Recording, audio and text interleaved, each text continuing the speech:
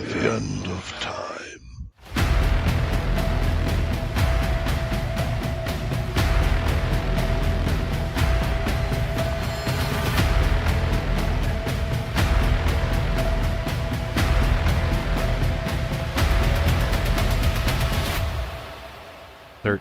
O'clock.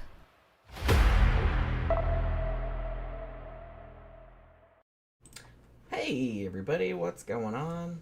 It's Wednesday night once again. Yep. And we're doing some more true crime. True crime set during World War II, during the Nazi occupation of France. Yep, Dr. Satan. So it's depressing all around. Yep, Dr. Satan. You know what I mean?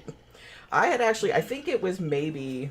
Tammy, was it you that recommended this? Because I had sort of heard of this guy, but I didn't really know a great deal about him. But wow, what a piece of shit this guy was. I never heard of him. I don't know anything about him. Yeah. One thing about Dr. Satan was on like a house with 1,000 corpses. Which I didn't know that was based on a real thing.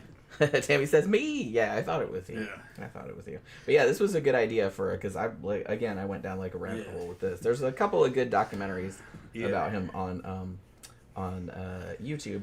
Yeah, so we're going to do this show. We've been watching Kolchak, the Night Stalker. We saw a lot of the stuff that was on YouTube. But it turns out there's like 20 episodes, right? From the first, there was just one season, but it was 20 episodes, yeah. So I bought it on DVD. Actually, I think it was Blu-ray. You could get them all for $12. It probably has the movies on there, too. Like Maybe. I said, I've already reviewed the movies, like, for my other channel, but, I mean, you might want to see them because they're good. So we'll review the TV series. It's pretty good. It's kind of like X-Files and Twilight Zone, kind of. Yeah, it's like pre-X-Files. Monster movie, yeah. And everybody's piling in. Looks like we got Murder Hornets back, also known as Bee's Nest. He's back from Deluxe Rehab. Deluxe Rehab. Yeah, Deluxe Rehab. The VA sent him off for fucking alcohol treatment and shit, and they got him all fucking dried out. He's in the audience already trying to sell me all his Viagra. I got all this Viagra, and that's me charging the problem. Tom, you got sexual problems? It's always a problem not be having sex. If I'm not having sex, that's a sexual problem. You know? I got all these fucking androgens and hormones in me and shit. I like to fucking go, bro. And, you know...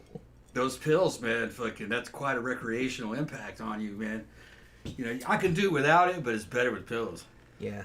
Always better. It is a lot of fun. Yeah, there's a lot of synergy. People don't realize there's a lot of synergy that happens inside the human body between Viagra and testosterone and steroids and shit. Because Viagra helps you get all that shit down into deeper fucking parts of the blood vessels and shit. They say that you can actually pick up some more weight on all of them. I don't know if it's true, but the pros say that. They all use that shit. Papa says, why is BTK facing the wrong way? He is, like, facing to the side. He's not facing. Here, I think what happened was, well, my mom was here, and she was, like, looking around the office, and I think I picked him up. And maybe when I put him down, I might have picked him up and put him down. He's facing the camera like now. the wrong way. Sorry, Dennis. We used him to aim the camera. But, yeah. We used him to aim the camera. He's actually supposed to almost be off screen. Actually, you know what? This is the first day that we're using this new ring light. Oh, yeah? That's the new one. That's the new... Oh, that's what showed up the other day, huh? Yeah. And this one here doesn't work? That one... Well, it worked up until a few hours ago when it suddenly just went boop. Okay. And it went out suddenly, and I was like, ooh, good thing we bought that other one, because we have two other ones that are dead. So it's not... They last a while. I mean, we do get a lot of use out of them, but you know what I mean. They don't make it. They don't last that long. Yeah, I mean, you know, I don't have it on all the time, but they don't last but a couple of years. But I guess that's pretty good. They're not that expensive.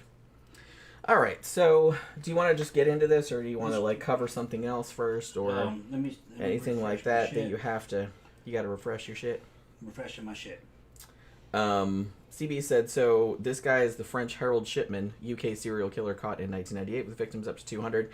Yeah, I think we talked about Harold Shipman on the medical killers show that we did. I think we covered like 4 like doctors and nurses on there, and I think Harold Shipman was one of them, if I remember correctly. This guy, I guess technically he was a doctor, but we'll get into why maybe not exactly. But yeah, this dude Oh, we got a super chat. Super chat First- from one of our main supporters, fucking First Papa super 77. chat of the evening. Thank you very What's up? much, Papa77. Shavy and I watched the new Fred and Rose West documentary on Netflix last night. It was really good and had home videos and recorded conversations with them both. Ooh. Okay, yeah, I have to watch that. Yeah, I'm gonna definitely have to watch that. Man, those two are fucked up. That was fucking scary. But yeah, so this guy, honestly, he seemed like he's a serial killer in the sense that, spoiler alert, he was convicted of 26, but they're certain that it was way more than that. They just couldn't prove it. Because most of his crimes, like I said, took place during World War II, during the the Nazi occupation of France. And so there was obviously a lot of chaos going on and shit like that. And I feel they like couldn't investigate crimes during that period. we'll get into Right. why certain things happen the way they happen. But I think this guy might have just been severely, I don't want to say mentally, well, I think he was definitely mentally ill. Because if the shit about him as a kid is true, he had like some of the classic serial killer symptoms. I think he was just a sociopath. And I think that he just saw, I don't think he necessarily got a sexual charge out of killing people. I just think that he saw people as a means to an end and just like an obstacle to what he wanted. So like if he wanted your stuff, like your money, he would just kill you and dump you in the fucking river and not think a single thing about it. So I think it was more a case of, he did when he was younger, he did like seem to get off on torturing animals and stuff. But yeah, he seemed like a classic sociopath to me. But I wouldn't call him a sexual sadist, though, because I don't think anything that I read or watched about him hinted that he was doing anything for any kind of sexual gratification. He was just doing stuff, one, because he could, and two, he mostly just wanted to steal shit. And people who were inconveniencing him, he would just bump you off, like, without thinking about it. Kind of like one of the killers from the 1800s. Yeah, kind of like that. They were like that in the 1800s. They would just kill you to take some of your money. Yeah. Or to sell your skeleton. Yeah, it's just like, oh well. Yeah. You know what I mean? Yeah, like not they didn't think really much about it. They didn't really think anything about it. Yeah. And this guy seemed like that. He also seemed like a compulsive liar, a bit of a fantasist, and also kind of a kleptomaniac. Yeah, he had a very pronounced streak of kleptomania. I noticed they couldn't stop him from just boosting shit like wherever he went. It was like a compulsion. So, but yeah, sort of a interesting guy. Also kind of infuriating. Kind of infuriating that it took him so long to catch him. He was in and out of prisons and mental institutions for a lot of the time. So they were catching him for minor things. And honestly, they think he did kill people earlier, but the extent of his depravity, like all the murders and stuff, they didn't really realize it until 1944 when they discovered his house of horrors, let's call it that. You know what I mean? Which I'll kind of lead with that, like how they discovered, and then we'll kind of go back in time and talk about like his history and stuff, because how they found out about it. Like they knew he was kind of a shithead, but I don't think they realized the extent of like what he was doing until much later. Yeah, Bees Nest said, "Sorry, wife called. I got you, Tom." Okay. And then Tammy said, "Bees, you better not inconvenience me." Yeah, that's what happens. Yeah, CB said one of the sad things about World War I and World War II was how many serial killers didn't get caught, and if they were, it's by pure accident. Yeah, I mean, there was just so much other shit going on, and this motherfucker actually got away with stuff because, again, I guess I'm kind of spoiling it, but because he said that a lot of people that he killed were collaborating with the Nazis and that he was part of the resistance. See, it's funny. Which he kind of, sort of was, like, in a tiny bit, but not. Yeah, it was mostly just made up. Serial killers and serial rapists have been known to fucking operate inside war zones. Because it's in a war zone, there's no law enforcement. Right. Okay. Well, that's kind of what was going on. Yeah, but in this case. Yeah, I don't know the exact the occupation of France. I wouldn't call that a war zone, though. Maybe there's just political turmoil and institutions weren't working properly. That's the only thing. Yeah, I think that's kind of what was going on. And I think a lot of people were afraid to, because there was so much resistance, the resistance fighters, and then they were like, you didn't want to report stuff to the cops because maybe they were sympathetic to the Germans, and it's like you didn't want to, you know what I mean? So you didn't really know where you stood. So a lot of stuff like didn't get reported. Yeah, maybe if you found a dead person, you might think, well, maybe the resistance killed that person. Well, that's kind of what he was banking on. Yeah. And that's kind of why he didn't really get away with shit, but that's kind of why they didn't catch him like immediately. Yeah. You know what I mean? Remember, this just comes to mind. You see finding a body, and you go, maybe it's resistance. Remember that one case that we talked about with this? We think it was like a suspected spy, and wasn't that guy? Didn't they find that guy's identity? The one that had the little book in his pocket. They just found him dead. That something or other. Who, Somerton Man? Somerton Man. Yeah. Did they ever figure out who that was? I think they did. Didn't we do? I thought we did the update on the show. Yeah. Like, I think it turned out that he wasn't. Yeah, we were all wrong about it, I think. But yeah, I think it was, I don't even remember. Did you guys have fucking, like, Chat GPT or something? Ask about Somerton Man. Yeah, because I'm pretty sure we did an update, but I forgot about it. I remember it being, like, not as intriguing as it seemed when it was still a mystery. Grok 3 might know. I don't think they've solved the Isdal woman thing yet, have they? Yeah, some of the because she was definitely a spy. I mean, all the shit they had about her, and the East German girl, one with the pistol, in the hotel room. No, the one they found burned. Oh, the one that got smothered got smoke inhalation to death. Right? Yeah, like up in the mountains or whatever. Yeah. That woman, that one, and the one they found in the 40s, like stuffed in a tree. Bella and the Witch Elm. Yeah. They thought maybe she was a spy too, but they weren't really sure. And I don't think they've identified her either. As far as I know. I haven't seen any updates on that. But that was a long time ago we did that show. And we did the Isdal Woman show. We might have done Isdal Woman and Somerton Man on the same show. Yeah, I think we did. Because they were both suspected to be spies. But I think Somerton Man, it turned out that he wasn't a spy. But Isdal Woman, I'm pretty sure. Pretty sure that was... Yeah, that's right. Elizabeth Jack said Somerton Man was called Charles Webb. Yeah, that's right. Yeah, what was up with him? Yeah, I think, like, didn't all of that stuff ended up being, like, pretty innocuous, I thought. Yeah, so I think he was just a dude. Yeah, because I remember, like, reading about him being like, oh, is it bad that I was, like, kind of disappointed? Like, I was glad that they solved it, but it's like it wasn't at all mysterious. Sess is in today. What's up, Sess? Yeah. Says, I see we're in for a light topic today. Yeah, like I said. It's going to be good. Serial killers. Dr. Satan. Nazis. Yeah. Just the tragic waste of life. It's just a real cheerful topic tonight. Real cheerful. But I thought it was, like, pretty interesting. It's all right. I'll get drunk. That's all right. I'll get drunk. It'll be fun. Want to put some more ice in your drink? Yeah, my ice melted. Yeah. You want any more booze in it, too? Might as well while you're up. Because that's been in there for, like, an hour. So it's getting kind of watery. Because I usually make a drink, like, a little bit ahead, so I pregame us slightly, you know. I don't drink a whole drink before we come on, but you know what I mean. I like to get loosened up a little. So yeah, I guess. So like I said, okay, so what I want to do is I was looking at different essays about this guy and like the Wikipedia page and all this other kind of stuff.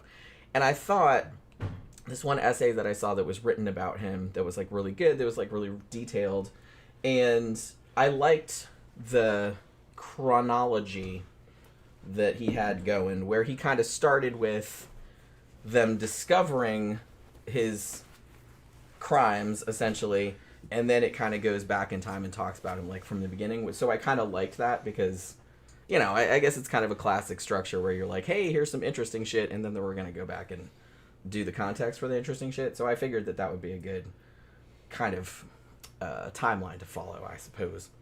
Yeah, Tammy said I thought it would be a good topic for a Jenny deep dive. Yeah, and like I said, I didn't know hardly anything about this dude, and it was just like fucking fascinating. And I watched like a whole bunch of different documentaries about him and stuff too. There was a really good British one. I can't remember what it was called though. It's on YouTube somewhere. So, all right, so let's travel back in time to March of 1944. And there's this house in Paris. Like a really nice, kind of in a more upscale sort of neighborhood, like a kind of 3-story house. And all this really stinky smoke was coming out of it, like out of the chimney. And the smoke was coming out of the chimney for a few days. And, like, the neighbors were starting to get real annoyed about it because it smelled really, really bad. Like, so bad that the neighbors were, like, puking and, like, getting sick and stuff like that. So the smoke was coming out for several days, and finally the neighbors went to the house to see what the fuck was going on. So they go to the house, and there's a note on the door. And the note says, away for 1 month, forward mail to this other address, right? So at this point, they call the cops, because they're like, look, we can't live in the neighborhood with this fucking stinky-ass smoke in here. Everyone's throwing up, and it's horrible. So 2 cops show up. And the neighbor said, yeah, a doctor lives here. His name is Marcel Petiot. And this is one of his houses. He has another house that's like 2 miles away. And some of the neighbors said he seemed like a nice dude, like, you know, and everything like that. But he was kind of weird. There was all kind of like weird stuff going on at this house. Like all these people would show up, and it's like there was like people showing up with a horse cart, and these trucks had come there with like all these suitcases and like weird deliveries of like big huge sacks of some mysterious something. So it's like they thought it was a little bit strange, right? So the cops, since the neighbors knew where Dr. Petiot's other house was, so they called him. And he asked them on the phone, have you gone inside the house yet? And they said no. And he said, well, don't do anything. I'll be there in 15 minutes. So he shows up, or, you know, he doesn't show up at first. Like, they wait for him for, like, a really long time. And so finally, like, the smoke is just crazy. And finally they call the firefighters, like, please go in there and see what the hell's going on. So the firefighters had to go in through a window, like, on the second story, because they couldn't get the door open. And so they go through the upper floors, everything's fine up there, and then they go down to the basement. One of the firefighters, like, they come out, and they look pretty upset. And one of them is barfing. And famously, the fire chief says to the cops, quote, you have some work ahead of you. Oh, shit. That's what they said. So by this time, some more cops had come. So 3 of the cops go in there, and they go into the basement. In the basement, there's like a stove in there, like with you put coal in it, you know, and it's going, like full blast. And there's a human arm sticking out of it, as though it was like waving hello. Damn. It's like a fucking arm sticking out of the fucking stove, right? And then they start poking around. There's like a pile of coal over here, and they start poking around in there, and there's a whole bunch of human bones in there, like full unbroken ones, like pieces, shit like that. And like just pieces of bodies all over the place. Now, are they rotten pieces Some of of them are, like, they're in different stages of decomposition, and some of them are bones. Yeah. So they go in, and they just can't believe there's no way we're ever going to figure out how many people this is, because there's just, like, pieces and bones everywhere. He's going to see their medical cadavers. That's not what he said. Okay. That's not what he said. That would have been a good one. That would have been a good one, but that's not what he just said. Just dispose of the small medical cadavers. Yeah. That's not what he said. But maybe he should have thought of that, actually. Yeah. So the cops are like, okay, what the fuck? Like, we were not expecting this today when we rode up on our little bikes. And so they come outside, and at this point, Dr. Petiot arrives. Also on a bicycle. And he asks the cops if they're French. And they said, yeah. And he said, all those dead people in there are Germans and traitors to France. That's what he said. Okay. He told them that he ran a resistance group. And he said, and, like, if I get caught, like, I have all of these files and papers and stuff, like, back at my other house. And if the Germans find them, like, I'm really fucked. And, like, I have to go back and destroy them. Now, the French cops, this apparently was not super uncommon because, like I said, there were a lot of resistance groups in France at this time that were, like, you know, covertly, like, fighting against the Nazis. So, and the cops were not fans of the Nazis either. So they kind of bought it. And they let him leave. Like, they let him leave. And as it turned out, they wouldn't see his little ass again for more than 6 months. He was a little guy? Well, no, I don't know. I just said that. Right. But I don't know. Looks little in the I don't know how big he was. Yeah. But they kind of bought it. They said, well, maybe that's the case. Because, like I said, it was pretty common in this era for that to happen. And so they believed him. So they start, like, searching even more. They end up finding a bunch more human remains. Some of them have been mixed with quicklime. And they found a bunch of scalps, some jawbones. They had, he had like a horse stable. It was kind of a nice house, you know what I mean? He had the horse stable, and there was a pit in there that had a whole bunch of bodies in it that were also covered with quicklime. They also found a canvas bag in the basement, and it had the left half of a body, like, but with no head. Like, just in a bag. So they found that. So at this point... Just cutting him in half. Yeah, he's just... Right. Yeah.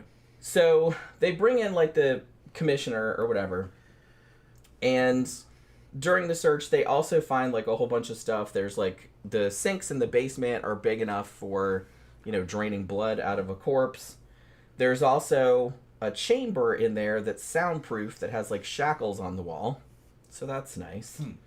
And so they're still, like, going through all of this grisly horrors. And then they get a telegram, like, in the middle of the night, from the police headquarters in Paris. And the telegram said, "Order from German authorities, arrest Petiot, dangerous lunatic." Yeah. That's what it said. Dangerous lunatic. Now, see, the thing about this, though, is that because this order had come from the Germans, to the cops, it seemed like it was backing up his story about being a member of the resistance, right? So it's like, obviously, the Germans would be mad at him and would be, like, after him. So they're like, oh, well, he must have been telling the truth. You know what I mean? So they were kind of thinking... I don't know if they necessarily, because I wasn't there. I don't know if they necessarily thought this dude was, like, a hero for, like, killing all these, like, Nazi collaborators. Or, you know, or at least that's what he claimed anyway. As it turned out, that was not the case. But that was the story that he told. So they kind of didn't rush. They're like, okay, we'll do it, but we're going to take our time. You know what I mean? So they took long enough that by the time they got to the dude's other house, 2 miles away, he'd already fucked off. You know what I mean? They had just taken all their shit and moved out. Like, because he had a wife and a kid, too. Dr. Satan did? Yeah. Okay. They were gone. Wow, they didn't know what he was doing, huh? Well, maybe. I'm not really sure. I mean, I think the kid was pretty young. Gerhardt was his name. Right. But his wife might have known, but I don't know. I don't really know. I kind of doubt it, but you never know. So they also found out so he wasn't there. So they looked into his past, and they found out that he had indeed been arrested and put in prison and tortured by the Gestapo for, like, several months, like 1943 until early 1944. So again, that kind of bolstered his story, right? It's like, oh, okay, you know, maybe he is with the resistance. So again, that's kind of why they didn't really rush to, like, go catch him or anything like that. So they're still going through the shit at this dude's house. And they found about 10 victims that they could kind of put together enough to sort of identify how old they were. They said there was one that was like a 50-year-old man, one that was like a 25-year-old woman. But when they took all the pieces, because here's the thing, they found 33 pounds of burned bones, 24 pounds of other pieces that were not burned, like pieces of body parts, 11 pounds of human hair, and 3 garbage cans full of just pieces that were obviously human, but you couldn't really tell what they were. So obviously the coroner was like, yeah, this is a lot of fucking people. Like, it's gonna be like putting a fucking jigsaw puzzle together, like with all these fucking pieces that they found. So there's that. Now they couldn't figure out, even the bodies that were still relatively intact, they couldn't really figure out how they'd been killed. Like, there were no stab wounds, there were no gunshot wounds. They said there wasn't any trace of any like toxic metal type poisons, but they said it could have been some other kind of poison, which, spoiler alert, that's turned out that's what it was. But he didn't strangle them or shoot them or anything like that. So when they went to his other house, because like I said, him and his wife had like taken the fuck off, they found like a whole bunch of shit in there. I mean, he was a doctor, but there was a whole bunch of crap in there. Like, he had heroin and morphine, which doctors at the time would have had, but he had like way, way, way more than a doctor normally would have had. He also had a whole bunch of different poisons in there, like strychnine, digitalis, chloroform, like all kind of suspicious shit. Like I said, not as suspicious as it would be nowadays, but still suspicious even for the time. So at this stage, you're like, okay, well, we don't know what the fuck is going on with this dude. We don't know who these people are, and he's gone. Like, we don't know where the fuck he is. So they actually did end up identifying a couple of the people in there that were dead. And one of the people that they identified was, and I'm sure I'm going to butcher these names. I did take 4 years of French in high school, but I've forgotten like most of it. But this guy was named Jean-Marc Van Beve, and he was a drug addict from Paris, and he had gotten his drugs from Dr. Petiot because, as we'll discover when we get into how Dr. Petiot ended up doing all of this, in his medical practice, he was a real big fan of giving drug addicts drugs, like by saying, it's like, hey, here's your medication. You know what I mean? A lot of them did that. Yeah, and so, yeah. So I don't think it was that unusual. Yeah. But, you know. Yeah, they were just glorified drug dealers, a lot of them. But yeah, that's what he did. Yeah. So the thing about it was that, so this guy who was a drug addict was getting his drugs from Dr. Petiot, but in February of 1942, he got put in jail. Van Beve did, like, because they were doing, I guess they had done a sting, like, for all these pharmacies doing like exactly what you said, like doing all these drugs that, you know, people giving them to addicts and stuff. And because of that, so Van Beve when he got arrested, he said that he had got his drugs from Dr. Petiot, and then before he was supposed to go on trial, he mysteriously disappeared. Now, he was a drug addict, so they didn't really like look for him or anything like that. But like, because this was, this was like almost 2 years later, like more than 2 years later. So it's like, oh, well, we just thought he disappeared or went away or ran away or something like that. But it's like, well, obviously, there he is. Like, Petiot like obviously killed him because So he had the body for 2 years. Damn. Yeah. So he was keeping all these fucking bodies in there for like all this time. How did he keep them from rotting away? Well, some of them were. Some of them were just skeletons. Okay. You know what I mean? He'd let them rot in the bottom, down in the basement. Yeah, and like I said, he had like a fuck ton of quicklime and shit. Okay, like that. quicklime, yeah. Yeah. So, so they're like, okay, well, we wondered what happened to that guy. Now we know.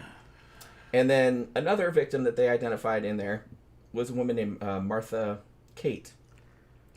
And she was actually, she was kind of an addict too, but she was also the mom, or she was the mom of another addict who was getting drugs from Dr. Petiot. And he had also been put in jail in March 1942, and this was only a couple months before that other guy vanished. And the doctor, we'll just call him Marcel, because I'm sick of like saying his last name. But so Marcel went to the addict's mom and says, oh, you know what you should do, like to keep your son from getting in trouble, is to say all these prescriptions that are actually for you. You know what I mean? So she's like, okay, I'll do that. But then she changed her mind. Like, she went and talked to another doctor, and they're like, yeah, that's not a good idea. So she, I guess, stupidly, like, told Dr. Petiot that she's like, yeah, I don't think I'm going to do that. And then she also disappeared. So, gee, wonder what happened to her. But yeah, she also got killed and ended up in his little basement there. So, you know what I mean? Because like I said, her son was going to trial, and she would have been lying, saying the prescriptions were for her, and she didn't want to do it. So we don't have cause of death yet. Well, as far as they could determine, most of the victims, at least as far as I could discern, were actually poisoned. Like, he would inject them with poison. With stuff. He'd trick them into taking an injection. Yeah, he would trick them into taking an injection. Either saying it was a vaccine or it was, like, some kind of, like, medication or something, and then he would kill them. Like, he didn't shoot them or nothing like that. It was he always did it, like, with plausible deniability kind of thing. So, yeah. So that was another lady that they found there. So they also found out that Dr. Petiot had actually gotten convicted in both of those cases for, you know, selling drugs to them, like, unauthorized, you know what I mean? And he got fines, but at the appeal, they reduced the fine, like, a bunch. Now, even back then, in 1942, like, I think a couple of the investigators thought, I think maybe he killed these people. But they didn't have any evidence, and, you know. And the thing about it, too, and this even happened later, like, even after all of this came out, Dr. Petiot, as sociopathic as he was a super popular doctor. All of his fucking patients adored him. They thought he was the greatest dude ever. And they said even after they discovered all these bodies and everything, and he was going to trial for all these murders, they said they couldn't find a single one of his patients that would say a bad word about him. Isn't that crazy? We gave them what they wanted. I guess so, gave them yeah. they wanted, fucking cheer them up, you know, whatever. Probably. I guess. It's just fucking crazy. It's probably cool to him. It's crazy. So far, he's killed people who were going to testify against him. Yeah, like I said, his thing, he mostly just killed people that were inconveniencing him, that were in his way somehow, or had shit that he wanted. Like if he wanted their money or whatever. Right. And he was just an opportunist, I feel. That more than like a sexually motivated serial killer, he was just like an opportunistic serial killer. He had the ability to kill someone to get away with it, so whenever an opportunity came by, he'd go, hey, I could take this person's shit. Or I'm going to knock this person off. They'll be able to, you know, like, no one will miss them. No one's gonna miss I think that's exactly what he thought. Yeah. I think that's exactly what he thought. Because he made a lot of money doing this kind of shit. Well, among other things, too. Like, it wasn't just murder. Like, he did all, like, tax fraud. Like, he did all kind of shit. And like I said, he was also a klepto. Yeah. Like, they said he was such a bad klepto. It's like, seriously, you couldn't take him anywhere. He would just boost shit. Yeah. Like, it was ridiculous. And it was almost like an open secret. So much so that, like, his patients almost kind of thought it was funny.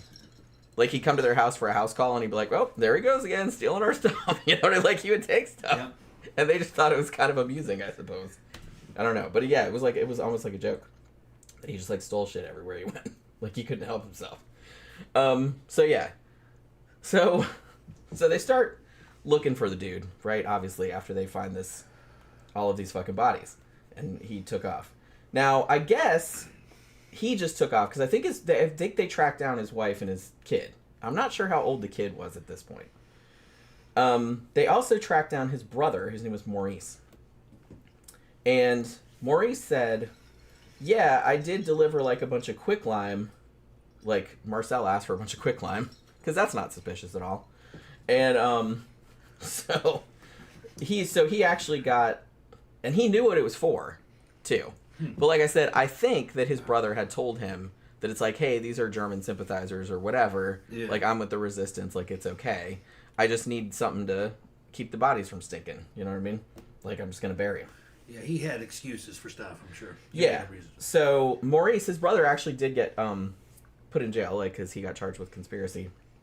And his wife, Georgette, also got detained, but I think she eventually got let go. Because they suspected she might have known something about it. But like I said, I don't really know.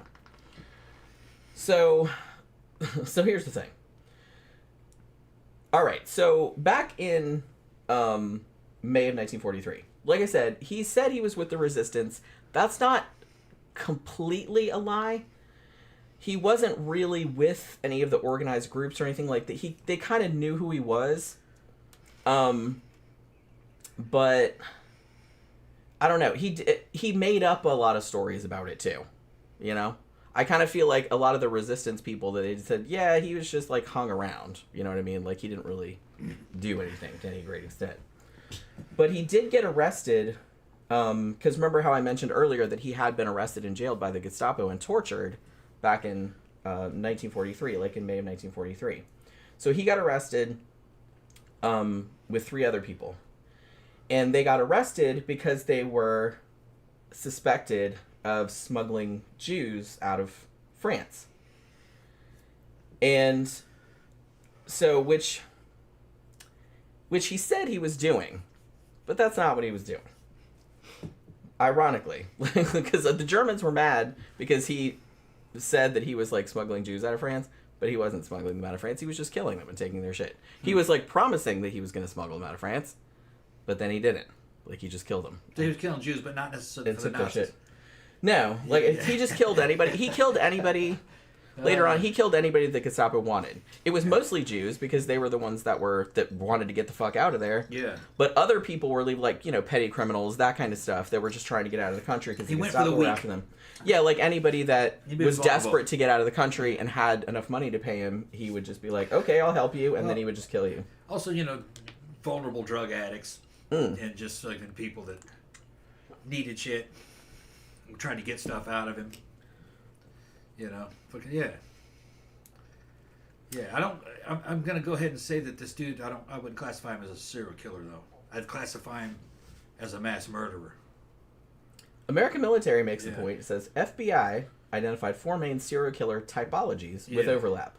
1, materialistic, which would be H.H. Holmes, female poisoners, this dude. All right. 2, revenge killers, Mad Bomber, Unabomber, Zebra killers. 3, mission-oriented, Joseph Paul Franklin, the Michaud Strangler, and lust killers, which is the majority. Like I said, sexually motivated killers. Those are the ones I actually consider to be... that's the main killers, category, but there are other categories, right. like he's pointing out. Yeah, I mean, we've done stuff like Joseph Paul Franklin. He was the guy, he was that white supremacist dude, I think, like we did a show about like a while back, and he was killing people for that reason. Yeah.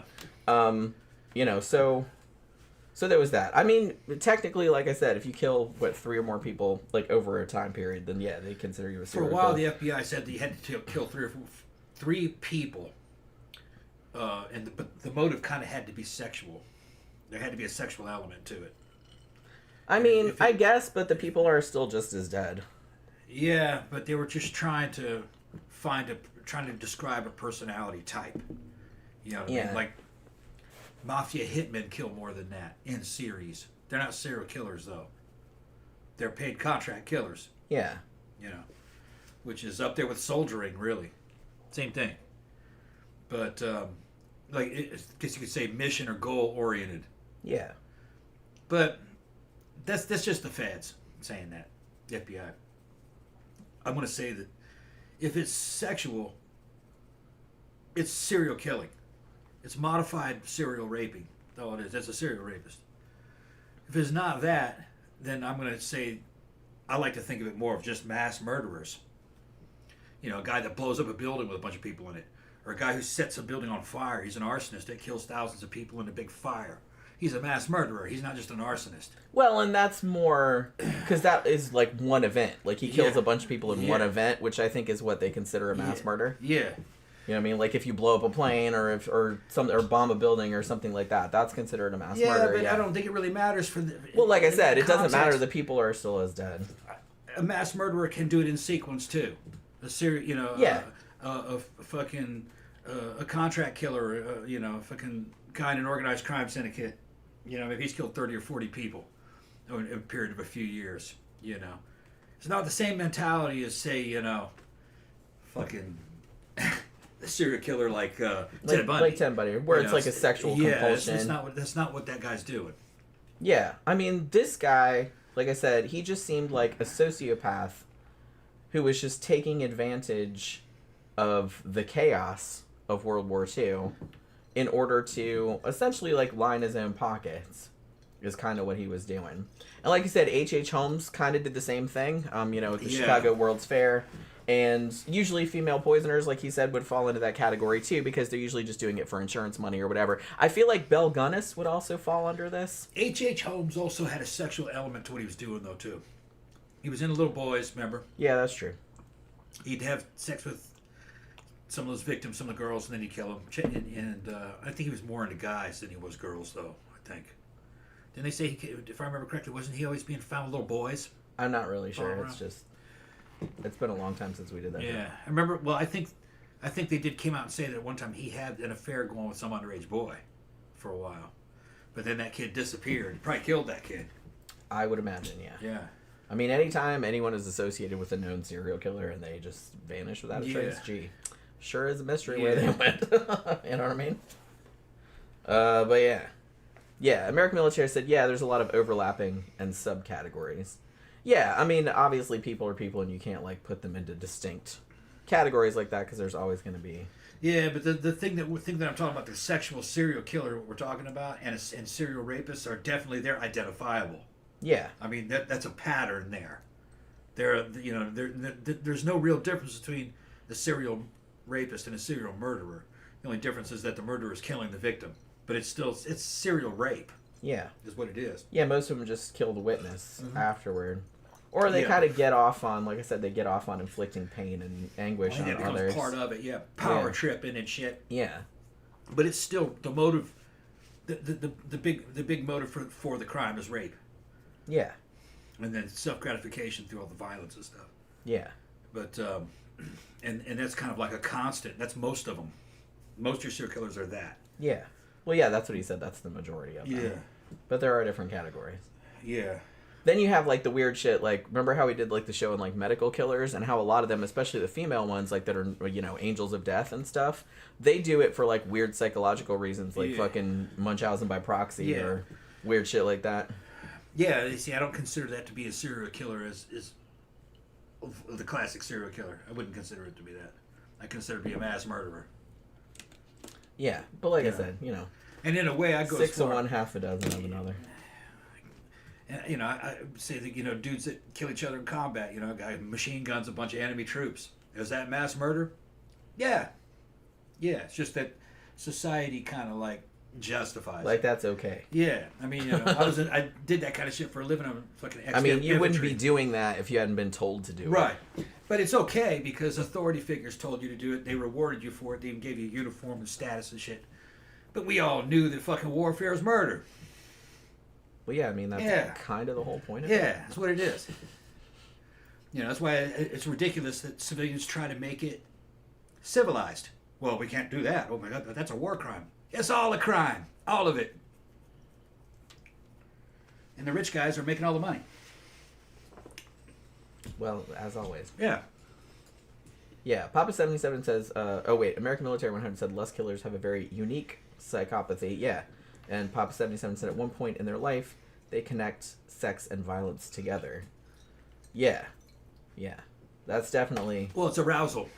Yeah. Go on trend. It'll merge. Yeah. Yeah. Middle of a fight, you start fucking loving it like it's sex. Yeah. You get hurt and it feels good. You become... That's why those MMA fighters take it.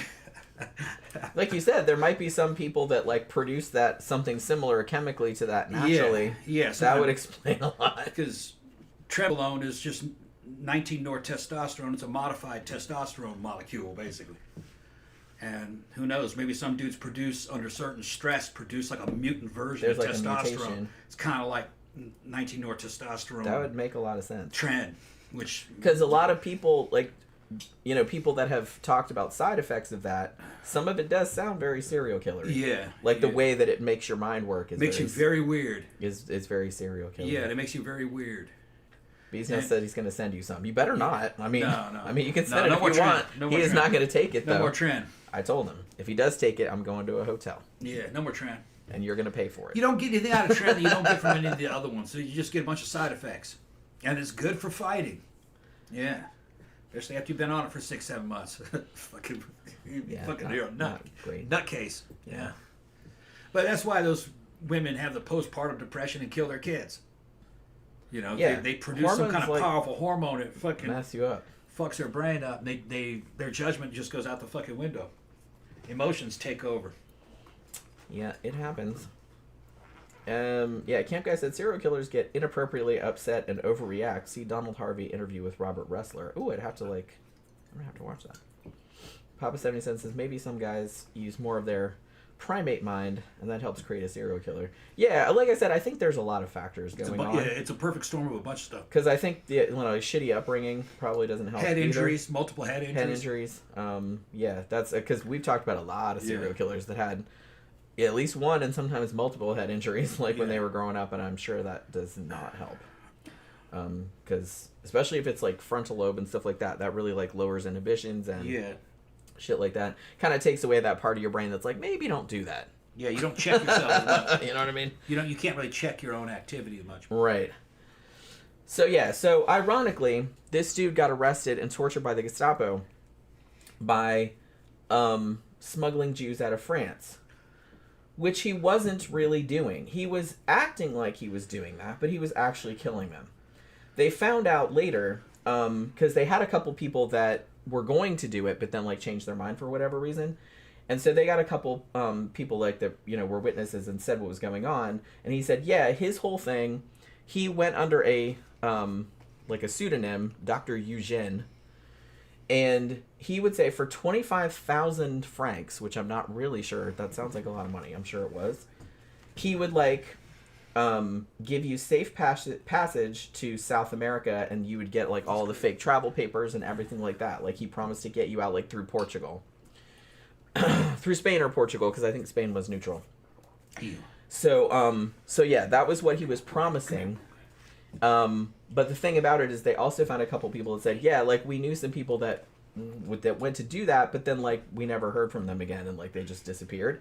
Like I said, nobody really thought about it all that much because people were fleeing from the country, right? Like if you actually had gone to South America, you might not contact, your friends or anything like back in France. So they would just assume you made it and you were fine and whatever. They wouldn't assume that you were decomposing in this asshole's basement. You know what I'm saying? So it's that.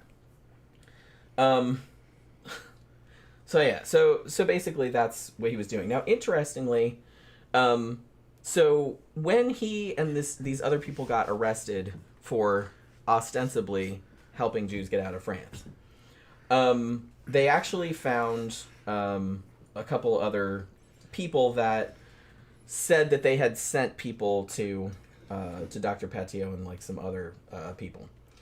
And one of these witnesses that they found said that he had seen at least 16 bodies in this motherfucker's basement and called him the king of the criminals. That's what he said. And another dude said that he had actually helped this guy hide bodies. But like I said, he has been telling everybody that they were German collaborators, right? That they were Nazi sympathizers. And everybody's like, oh, okay, fair enough. You know what I mean? So, yeah. So a bunch of people got arrested, like I said, during this whole manhunt.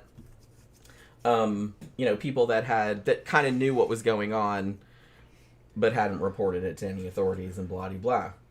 But the thing about it was that when the Allied troops invaded France in June of 1944, Marcel Petiot was still a fugitive. Like, he was still on the run. They didn't find him until much later.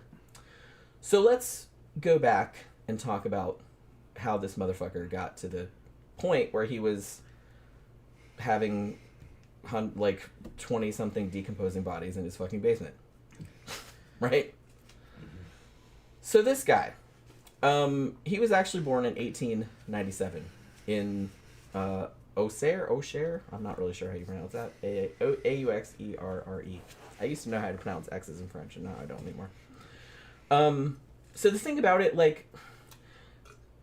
there have been a lot of stories about how weird his childhood was, or all this crazy shit he did, but it's not super clear, how much that was true, or, how much that was, made up after the fact, after people found out about what kind of shit he did. There's all kind of stuff where people said, yeah, he really got off on torturing animals. In particular, he really liked catching birds and, sticking knitting needles in their eyes. Like, he really got off on that. Man. And would catch animals and then just, like, put them in a box and, like, starve them to death and, like, watch them starve to death. Like, he'd come back and keep checking on them and shit What like kind that. of animals are we talking about? I don't know, like, all kind of animals. I don't know. Interestingly, most of his teachers at school, when he was very young, said that he was super intelligent. Like, that he was, like, a really good reader. Like, he was, like, way ahead of his grade level or whatever. But they also said that he didn't really have any friends. And he had a super short attention span. Like, he couldn't pay attention to anything for, like, more than a couple of minutes before he got bored, you know what I mean? He also was, like, very young, super overtly sexual. Like, he would, like, bring in, like porn photos and, like, pass them around in class, like, when he was pretty little. Yeah. They said one time that he, propositioned a male classmate of his, like, in front of the class. Like, he just did shit like that. Like, when he was, like, 10 or something. Also, when he was 11 years old, he stole his father's gun, brought it into his history class, and shot it into the ceiling. Yeah. And they asked him why he did it, and he said, it was boring. The lesson was boring, and he was trying to liven it up. So that kind of shit. Yeah. Also, he had a friend of his, one of his few friends, like, he put him up against the wall in, like, a circus thing, like, he threw knives at him. Okay. And he didn't hit him, which is crazy. Like I said, he's a little kid at this point, like 11 or 12. So... Sounded like he had a fucking adrenaline addiction. Yeah, it seemed like that. Yeah. Now, obviously, even back in this era, where I kind of feel like a lot of this kind of behavior would just be, like, sort of waved away. But it must have been pretty egregious because his parents were like, what the fuck is wrong with this child? You know what I mean? They were very worried about him because he was just not acting right. So they also said, like, he visited numerous doctors. Like, when he was a kid, they kept taking him to different doctors. They said he sleepwalks. He has convulsions, like epilepsy. Huh. He wet the bed all the time and just wet his pants all the time. Another thing that serial killers do a lot, like budding serial killers do tend to wet the bed a lot when they're kids. I wonder why that is. And he did. Well, somebody answered it on one of the live streams because I had wondered about that too, because that's like a really common thing that a lot of serial... They're afraid to get out of bed? Yeah, or something like that. Somebody said what it was, and I was like so mad because I was like, oh duh, it was like really obvious and I hadn't thought of it. But now I can't remember what it was. No, I can't remember what it was. But maybe the person that said before will, like, say what it is again. But they said, yeah, he was a bedwetter, big time. So, again, that's very par for the course for serial killers, like, when they're kids. So, so they moved away. Like, so his dad, I think, got a new job. And then him, like, Marcel and his brother, Maurice, the one with the quicklime, like, they moved in with an aunt. And at this point, like, Marcel just kept getting fucking kicked out of school after school after school. Like, every time they would send him to a school, he would get expelled just for acting up. One of the notes was overexcitation. So, like, basically he just wouldn't behave. You know what I mean? He was just, like, fucking running around everywhere. And they couldn't control him. So, the first criminal thing that he did, as far as they know, was when he was 17, and he robbed like a post box, I guess. Well, I guess in France that would be just like kind of like those mailbox things like on the sidewalk, I would imagine. So he got charged with mail theft and damaging public property. And even at this stage, even for this relatively minor crime, obviously the judge or whoever was assessing him thought there was something the matter with him because they ordered a psychiatric evaluation at this stage. So he underwent a psychiatric evaluation. And this was in 1914. And one of the psychiatrists that examined him, and this is apparently a quote from the medical record, called him an abnormal youth, okay, suffering from personal and hereditary problems, which limit to a large degree his responsibility for his acts. So I'm guessing he's saying this motherfucker is such a loon that like he's almost not responsible for what he does, I guess. So basically they dropped the charges against him because they said he's very clearly mentally ill. So they could see that, like, even at that young age. You know what I mean? Because, like I said, he was, even from a very young age, like, there was clearly something wrong with him. So he kept getting expelled from schools, and then finally, his parents finally sent him to, like, a special school in Paris. I don't know if it was special, like, you know, like short bus kind of special, but it was some kind of special school. And he finally did finish school in 1915. So at this point, obviously, World War I was going, and Marcel either got drafted, or I saw some sources say that he volunteered, so I'm not really sure which one is true. So he went into the French infantry in 1916 and was sent to the front lines. And he's lucky he survived. Well, yeah. What happened was, yeah, he got sent to the front lines. Now, he was only in there for 6 months, and he got gassed and hit by grenade fragments. And he started acting kind of crazy. Like, I think later on, like, other witnesses said that, oh, he was, like, faking mental illness to get out. I'm not really sure if that was the case, because it does really seem like, even from a young age, like, psychiatrists were like, there's something wrong with this kid. But stop it, baby. World War I had the highest fucking psychological casualties of any war. I can imagine. Yeah, it's just the conditions were just fucking horrible. You basically just sat in a trench line and got shelled. Yeah. Fucking 24 hours a day. I can't imagine what that would be like. And even if you survived it, like how... I don't understand, like, I don't know how you would ever get over that. They rarely ever saw an enemy soldier. So you're out there and they got totally infested by fucking lice. Yeah. And it was fucking, the conditions were fucking horrible. At the Battle of the Somme, the French lost 1 million men in a day during a ground attack.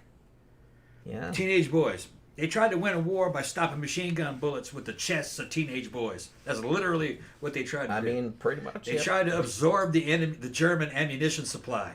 Yeah. It didn't work. Germans were still there. Machine guns don't work in trench warfare. You can't get to them. They didn't have aircraft. They couldn't bomb the fucking factories where shit was being made. Just didn't have the technology. They had just enough technology to hold each other at arm's length and just shoot each other and shell each other.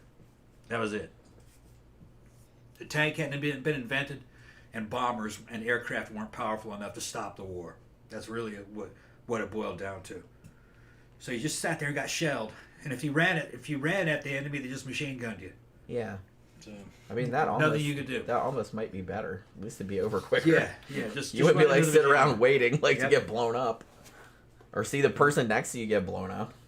Like I said, dead bodies strewn out. Yeah, in front of the imagine. Fucking trench lines. Someone been there for months. Yeah. Some of them were just skeletons, because you couldn't get down there and get them.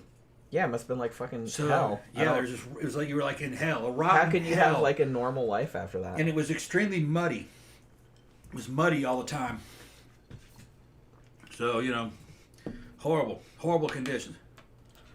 That's where all that stuff about, a lot of the what do you call it?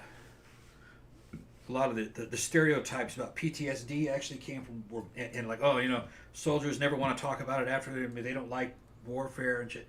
It all came from World War I. Yeah. World War II was not that. Neither really was Vietnam. Mark Twain said, once you teach young men to go out and hunt other young men and kill them with rifles, they really prefer nothing else after that. That's a lot closer to the truth. That's really what PTSD is wanting... They talked about it in fucking Apocalypse Now. He says fucking, when I'm here, I only think about going home. When I'm home, all I can think about is getting back in here. Yeah. He's talking about back to Vietnam. Just you don't fit in anywhere else. You've been adapted to that environment. And when you get away from it, you don't feel good anymore. You want to get back into it. It's kind of like being addicted to it. Yeah. Well, I think that's exactly what it is. Yeah. You just get so... used to it. The adrenaline rushes, and even though there's a lot of boredom, there's a lot of other positive stuff about it. Being around dudes you trust all the time. That kind of shit. Kind of like being with family. But yeah, like I said, I can see how that would just like, fucking fuck you up. I'm surprised anybody came back normal from that. Yeah, shit. World War I was the worst. Yeah. Yeah, like... Much worse than World War II. In World War II, more people died. But it was more of a mobile warfare, and dudes kind of had agency on the battlefield. They could move, they could shoot, they actually saw the enemy, or they could negotiate. They were just weren't sitting in a single spot, rotting away, getting lice infested, in a fucking frozen hell with bodies and shit everywhere. It wasn't like that. Yeah. World War I was the worst. Didn't by all accounts. Didn't we see that documentary? Yeah, remember that shit? That was like, that they had like colorized. And... Yeah. And it was really bad is that when the war was over, they went back home and nobody knew what they had been through. Yeah, because people back at home didn't get any of those films. They didn't have any information. They thought it involved horseback and fucking swords and brave shit. They would. And that's what they were imagining. Something like the Napoleonic Wars. Yeah. Which no, that's not what it was. No, it's not like that at all. Nope. But yeah, so. But yeah, I mean, whatever it was, like, but so this dude. He did get gassed. He didn't get hit by a grenade, but he got hit by grenade fragments. Yeah. Like, he was okay. Like, it didn't fuck him up too bad. But obviously his mental health began to deteriorate. And so he was kind of in and out of, like, a lot of rest homes and stuff like that. And also, because remember how I said he was a klepto? Yeah. He would, like, take anything that was not nailed down. One of his favorite things to steal, for whatever reason, was blankets. Like army blankets. Okay. And he would just like took them like all the time. I think he took some drugs too. But he had an association there. Yeah. So but he just would like take blankets and they couldn't fucking stop him from doing it. So they actually like put him in jail for a little bit and then they sent him to a psychiatric ward. And at this stage he was, and this is also a quote from his medical diagnosis here, in this particular psychiatric hospital. They diagnosed him with mental disequilibrium, okay, neurasthenia, mental depression, melancholia, obsessions, and phobias. And he also got out of the stealing charge because of insanity. So clearly he was really insane or he was real good at faking it. Because like pretty much every psychiatrist he ever came in contact with said this dude has got some serious problems. You know what I mean? Which obviously, because look what he fucking did. They're in there talking about weird murders that happened recently in South Carolina. What's wrong with that, South Carolina? There's something weird about South Carolina, man. Some of the weirdest murders happen in South Carolina. The most brutal, like, race-oriented murders, too. They always seem to be South Carolina. It's just, I don't know what it is about that place. Just the mix of people, the culture. It's the South, but it's not the deep South. It's just, I don't know. I can't explain it. Yeah, I mean, I will say, like, I write about crimes a lot. There's weird crimes happen everywhere. There's something about South Carolina comes up a lot. Yeah, it does. It does, rather. So, I'm not really sure. Something about the genes down there. Yeah. It's all that inbreeding or something. Yeah, I don't know. knows? I don't know what it is. Well, it's weird because I was watching that, what the fuck was that show called? It was Small Town Murders or Hometown Murder or whatever the hell it was called. And almost all of those, not almost all of them, but a very large percentage were in fucking Oklahoma. Yeah. A lot of them were in Oklahoma. Yeah, Okies.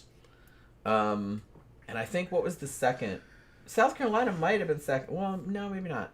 I'm trying to remember because the same states like kept coming up over and over again. Oklahoma, Texas. There were a lot set there. The highest per capita is Mississippi and Alabama, in terms of homicides. Yeah, I think the worst city, at least last that I checked, was St. Louis, Missouri. The weird thing about it, if you look at the way crime is spread out around the South, Mississippi and Alabama per capita are the worst for homicide. But the population density is very low. So it's little things happen and spread out everywhere. Yeah. And it if you take each one of them, what it boils down to is usually black on black, very young guys involved, shooting each other over stupid shit. A lot of times drugs. I kind of feel like that's a lot of crime. Yeah, that's a lot. is drugs. Yeah, yeah. So I love Mississippi. Mississippi has very high life satisfaction ratings, that people like it there. And it's because everybody that wouldn't like it left. They left. Well, it's kind of a chilled out and fun place. There's a lot of empty spaces, open rooms. Everybody knows each other. It's kind of Mayberry-like. There were cute girls there when I was growing up there. I don't know if they're still there. They seem to be. Last time I was there. You don't see these crimes. It's all spread out. And when it does happen, he goes, "Oh, those dudes, yeah, those dudes are assholes." You know what I mean? Because because that's not part of your daily life. Most people are real friendly, and contrary to what they tell you in fucking Hollywood, black people and white people get along real well in Mississippi and Alabama, because those are the two blackest states, and they're very rural, and it's very countrified, and country black people and country white people get along pretty well. It's the same culture. The same lifestyle. They go to churches. They go to church. Have barbecues and shit. It's just normal shit. You go get something to drink. Okay. So this dude, all right, so he's still in the military, and he gets off of the blanket stealing incident because they have ruled him mentally ill and therefore not responsible for his actions.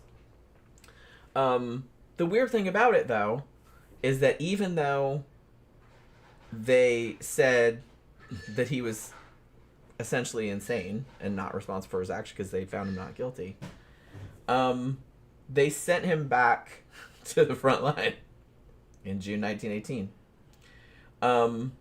And at this stage, he seemed to suffer what they call a nervous breakdown, and either deliberately or accidentally shot himself in the foot. I suspect it was deliberately, just to get out of the shit. So they took him, so after he did that, they were taking him by train, I guess, back to some other clinic or something, and he started having convulsions again, and, he went unconscious and all this other kind of shit. So he got 3 weeks leave for that. But then they still kept him in the military, though, even though he was having all these problems. So they put him with a new regiment a few months later, and he started complaining about really bad headaches, and he was acting really weird. Everyone was complaining about how fucking erratic he was acting. So they sent him for psychiatric treatment again in March of 1919. And at this point, they added a couple more maladies, I guess, to his growing list. Suicidal tendencies, there was that. Depression, sleepwalking, apparently he was still doing that. He'd been doing that since he was a kid. And amnesia. I'm not really sure where I guess he forgot shit or was pretending to forget shit. I'm not really sure. So finally at this point, they're like, okay, they were going to discharge him from the military because obviously he's not right. So he got discharged, and at first they gave him a 40% disability pension, after he got out. And then a while after that, they reviewed his case again and then gave him 100%. At this stage, the psychiatrist who had done this ruling said, I think that he should be committed to an asylum, because they thought that, he was perhaps a danger to himself and others, which did turn out to be the case. So good call. But here's the thing. This is crazy. So during this era, because it's a war and a lot of people are getting killed and a lot of people are getting injured, France has a shortage of doctors. So for people who have done military service, they have essentially an accelerated medical school. If you're a veteran, you can go to medical school for legit 8 months and then do 2 years of an internship or residency or whatever, and then you're a real doctor. Yeah. Which, no. Well, certain types of doctoring is I guess. And I mean, back then I'm sure it was easier, because nowadays it's 10 years or whatever, at least.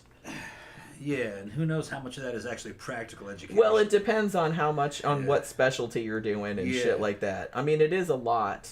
I respect surgeons and fucking guys that are specialists, cardiologists, pediatrics, people that have specialties and shit. But general practitioners, man, you could fake that. Dudes have faked that. Yeah. And nowadays you got AI. Yeah.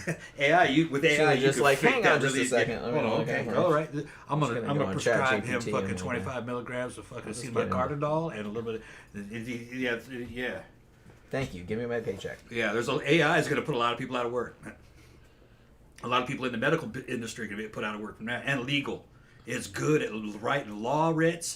writing writs, fucking coming up with fucking arguments for law, and fucking real good at fucking drugs.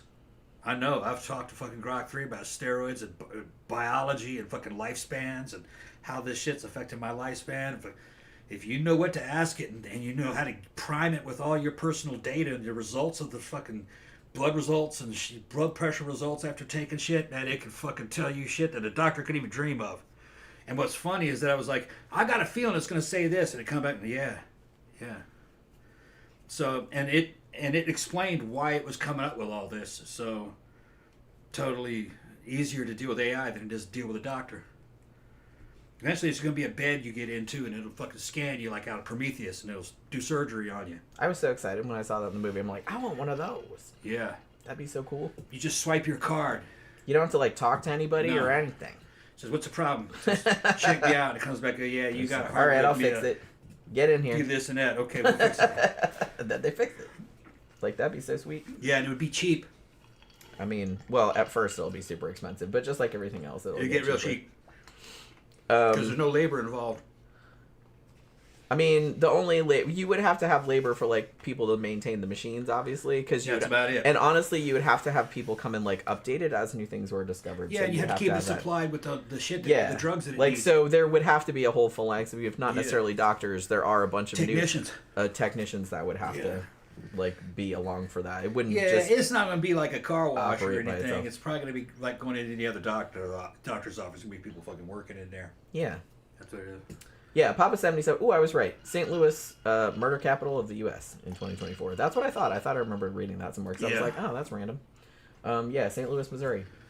For some reason, not any of the cities you might be thinking. It's always collapsing cities. Not the one that was at the top of my list, but yeah, that's unemployment got to be high. It's in a bad location. There's no reason for a city there anymore. It's not on trade routes.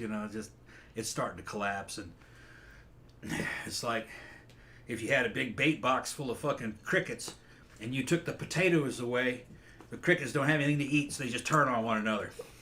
It's like that. That's what happened to Jackson, Mississippi. That's happened to Detroit. Jackson, Mississippi just consumes itself because there's no reason for a city there. Everybody that had a job left. No jobs there. So it's just being returned to nature. There's no reason for the city of Jackson. There used to be, but not anymore. Camp Guy says, the weirdest stuff I saw working in a big emergency room. Cat hoarders. I get that. Yeah. Nail gun accidents. I'm surprised that doesn't happen more often, to be honest with you. And bugs in the ear. Live bugs. You'd be amazed at the reaction. See, now that kind of shit makes me really... Like, how common is that, I wonder? Like, bugs crawling in your ear. It can't be that uncommon, I would feel. Because, man, I've had cockroaches in the bed before. Like, fly over and get in the bed. They could very easily crawl in your ear, I feel. Now I'm going to sleep with plugs in my ears. now that I'm thinking about it. For some reason, I'm not grossed out by, like, a spider going in my... Well, I don't want a spider going in my ear. I'm not saying that. But I'm not as grossed out by that. I'm grossed out by a roach going in there, though. I'm not grossed out by spiders. I'm grossed out by roaches. You know what I mean? All right, so where was I? CB said Glasgow was the murder capital of Britain for years, but it's not now. Yeah, I remember like a lot of bad shit happening in Glasgow. I was just writing about some shit that happened in 2000 and 2001. There was a whole series of like kind of gang or like crime related, like gang related shootings that happened in Glasgow, like in the early 2000s. CB, being from the UK, is thinking that, well, America's problems is that everybody can easily get guns. No, that's not the problem at all. Problem is that you got a lot of violent people here. There's no police protection as you know it here in most of the U.S. Response time to fucking a call on the telephone to the cops might be 45 minutes to an hour. So anybody can do anything to you at any time. You got to watch yourself here. And if you take all the guns away, it would just get violent because dudes like me could just beat up a woman and just take whatever he wanted. Guns are the only thing that allows women to ever even come close to protecting themselves against somebody like me. Without those guns, they're nothing. It'd be like taking candy from a baby. And dudes who are violent know that. The average person here is kind of they're not violent. They're kind of chump-like. They depend on other people to protect them and to tell them what's right and wrong, and they're not very independent. The criminal element calls those people ducks. And what they're talking about is sitting ducks. Because they can do whatever they want to you. If you can't protect yourself, they'll be long gone before the police show up. So there's a white boy thinking that a system or a government or laws can protect you. That's England. That thinking came from England, like 1600s. That's not the way it actually is. A person who's violent and stronger than you can do whatever they want to you. If you can't protect themselves. If you can't protect yourself, you're fucking toast. So here it's kind of survival of the fittest. You got to protect yourself. The cops can't protect you. It'll be long over by the time they show up. Okay, go ahead. Camp Guy says, I've seen a dude with a 16-penny nail going from his index finger through all the way to his ring finger. You could see the metal nail between the fingers. Oh, shit, like all the way. Yikes. How the fuck did that happen? Like, that almost seems like he did it on purpose. I don't use nail guns for that reason. For that very reason. But yeah, so this motherfucker goes to medical school for 8 months. He wasn't the only one. I guess it was, like I said, it was a whole program that they had. And I think they did 2 years of an internship too. But now this guy, on paper at least, is, for all intents and purposes, a real physician. So again, Dr. Petiot. So he moves, after he gets done with his degree, he moves to this little village called Villeneuve-sur-Yonne, which I'm not going to say again. And he was only 25 years old at this stage. So he's still very young. And so he's going to, like, set out his shingle, right? So the town that he moved to was, like, really small. And I think that it only had 2 other doctors, and they were, like, crotchety old farts. So he, like, leaned on that really hard. So, like, he printed out all these flyers, like, talking about, you know, I'm a young doctor, and I'm the only one that can keep up with all the progress and all this other kind of stuff. And the hilarious thing, well, hilarious, like, in a darkly ironic way, is that one of the things that it said on the flyer that he wrote and printed was Dr. Petiot treats but does not exploit his patients. Spoiler alert, that's exactly what he was doing, was exploiting his patients. So I thought that was pretty funny that he just put that right in the flyer. I'm totally not doing that, you guys. Except he was. So, as I said, his patients actually seemed to love him. Because I guess, like many sociopaths, he was able to seem very charming and normal. And everybody talked about, like, what a great bedside manner type of thing he had. And, like, how caring he was and blah-de-blah. But, again, he was exploiting them. One of the first things that he would do was that he would essentially enroll the patients in, like, the state medical assistance program without telling them. And then he would also make the patients pay him. So he was getting paid by them, and then the government was paying him too. So he got paid twice, like, for each patient. You know what I mean? So he did that a lot. That was one of his first little grifts that he was up to. And he was also, like I said, drug addicts would come in, like, looking for drugs, and he would sell them drugs and shit like that. You know what I mean? So he was also kind of, I don't want to say he was like a playboy, but he made a lot of money, and he bought, like, a big fancy sports car that he drove all around the village and got in a bunch of accidents and shit like that. As I said, he was also a fucking klepto. He would go do house calls at his patients' houses and just steal shit from their house. His brother Maurice, actually said every time that fucker came over the house, I made him empty his pockets before he left because he would always take something. Like, it almost became like an inside joke. And it's funny because a lot of his patients it seemed like they knew he was doing that, but like it was okay for some reason. Because I guess he was really nice to them, or they thought he was a good doctor, or something. He was just like so charming that he got away with it, and they just kind of thought it was funny. I don't really know. But it's like, it was kind of like an open secret kind of thing that he was doing that. That he was just like taking stuff. And it's like, his brother also said that it's like, if you ever called him out on it, like, hey, what the fuck, like, I'm going to call the cops or something like that for stealing shit, he would just say, oh, they'll never convict me because I'm crazy. So I think, even though he did clearly have some very serious mental problems, he was aware enough that I think he would exaggerate it and like fake it for his own,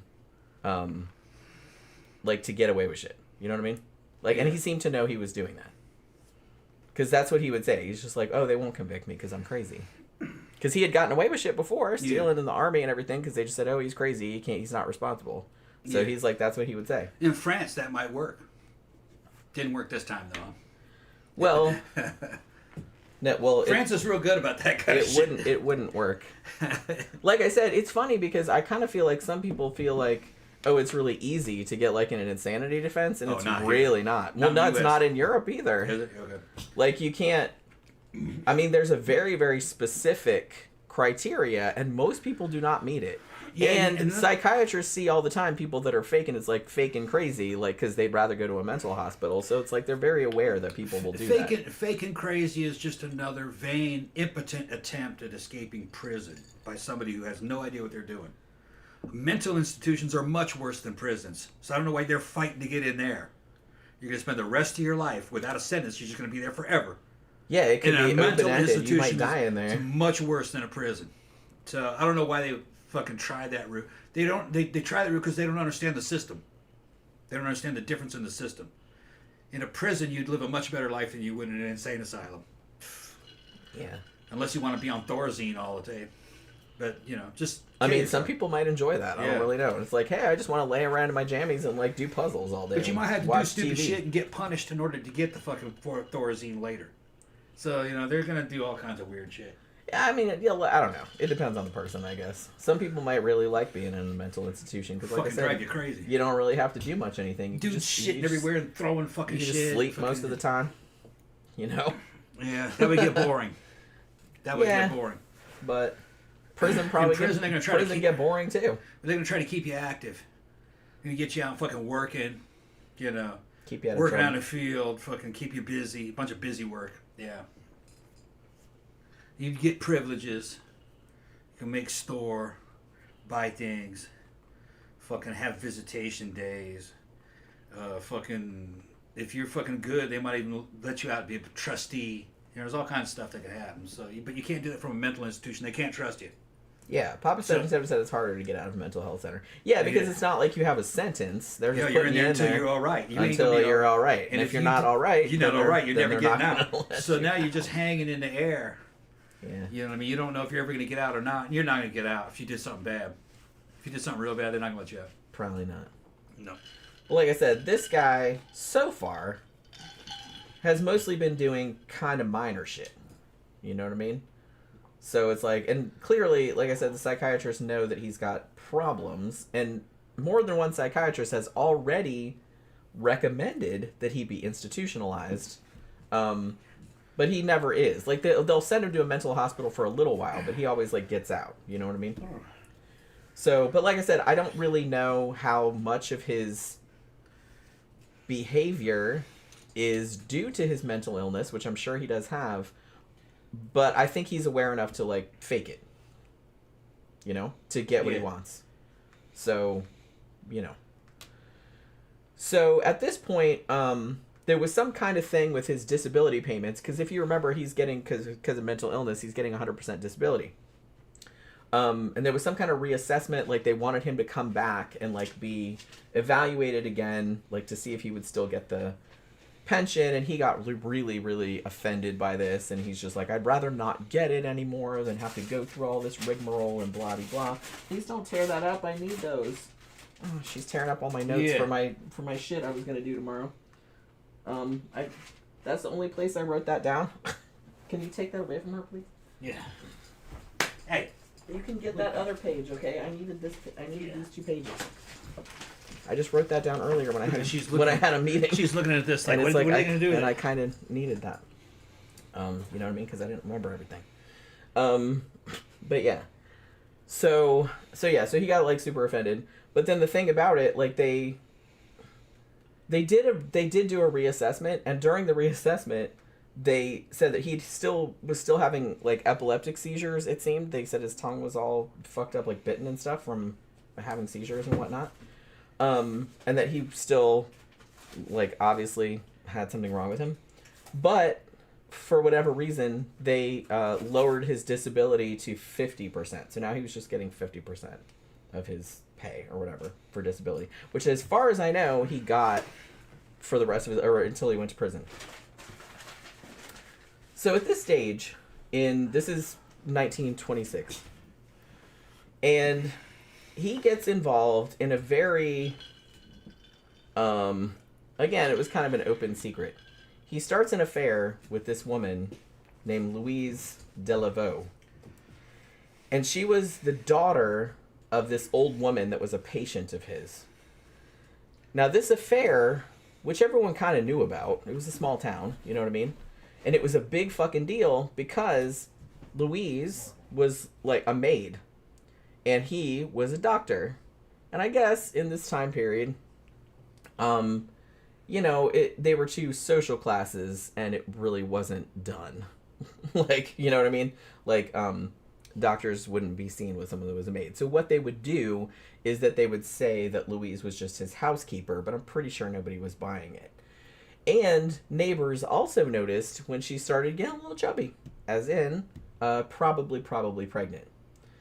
Now, right around this time period, when neighbors started noticing that she was maybe getting a little hefty and was perhaps had a bun in the oven, their house, where she lived with her mom, was robbed and set on fire. And then, not too long after that, Louise disappeared in May of 1926. Gee, I wonder what might have happened to her, do you think?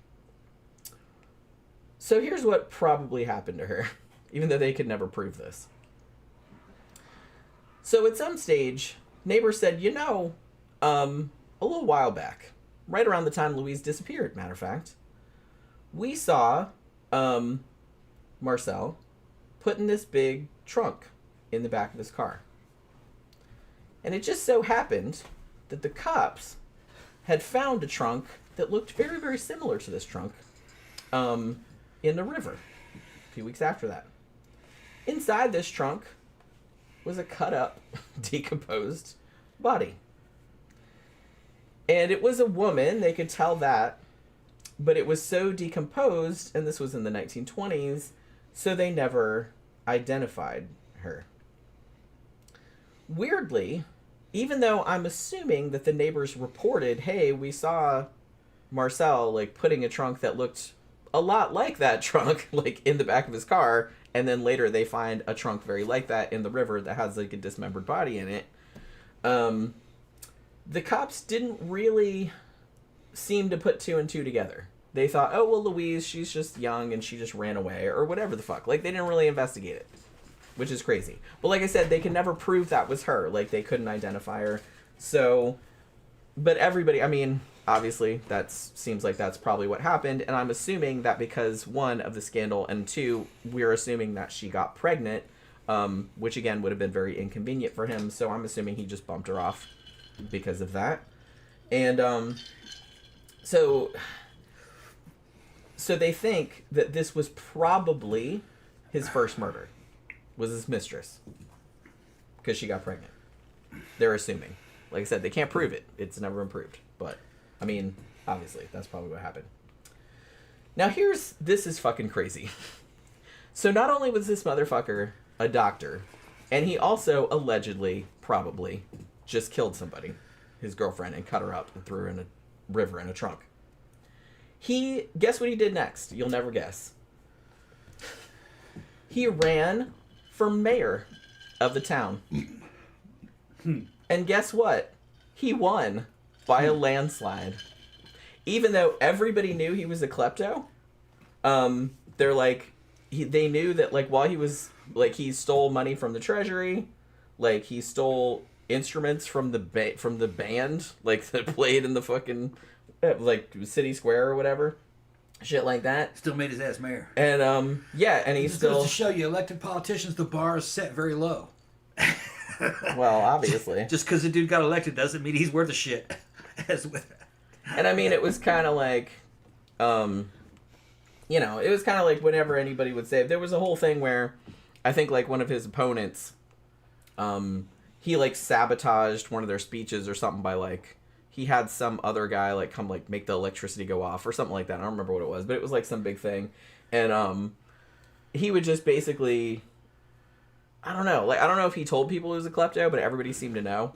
And if anybody said anything sideways about him, like, he was just like, they suck. They're my enemies. They'll say anything, blah, blah, blah. So it was that. So yeah. So he stole a bunch of shit. But some people still loved him anyway. I don't really get it. So at this point, because he obviously doesn't have a lady in his life now because he killed the last one, allegedly, he gets married. He marries this woman named Georgette. She was 23 years old at the time. This was in 1927. And she was actually from, like, a much better family, much wealthier family than the last girl who was just, like, a maid or whatever. And they also had a son together in 1928.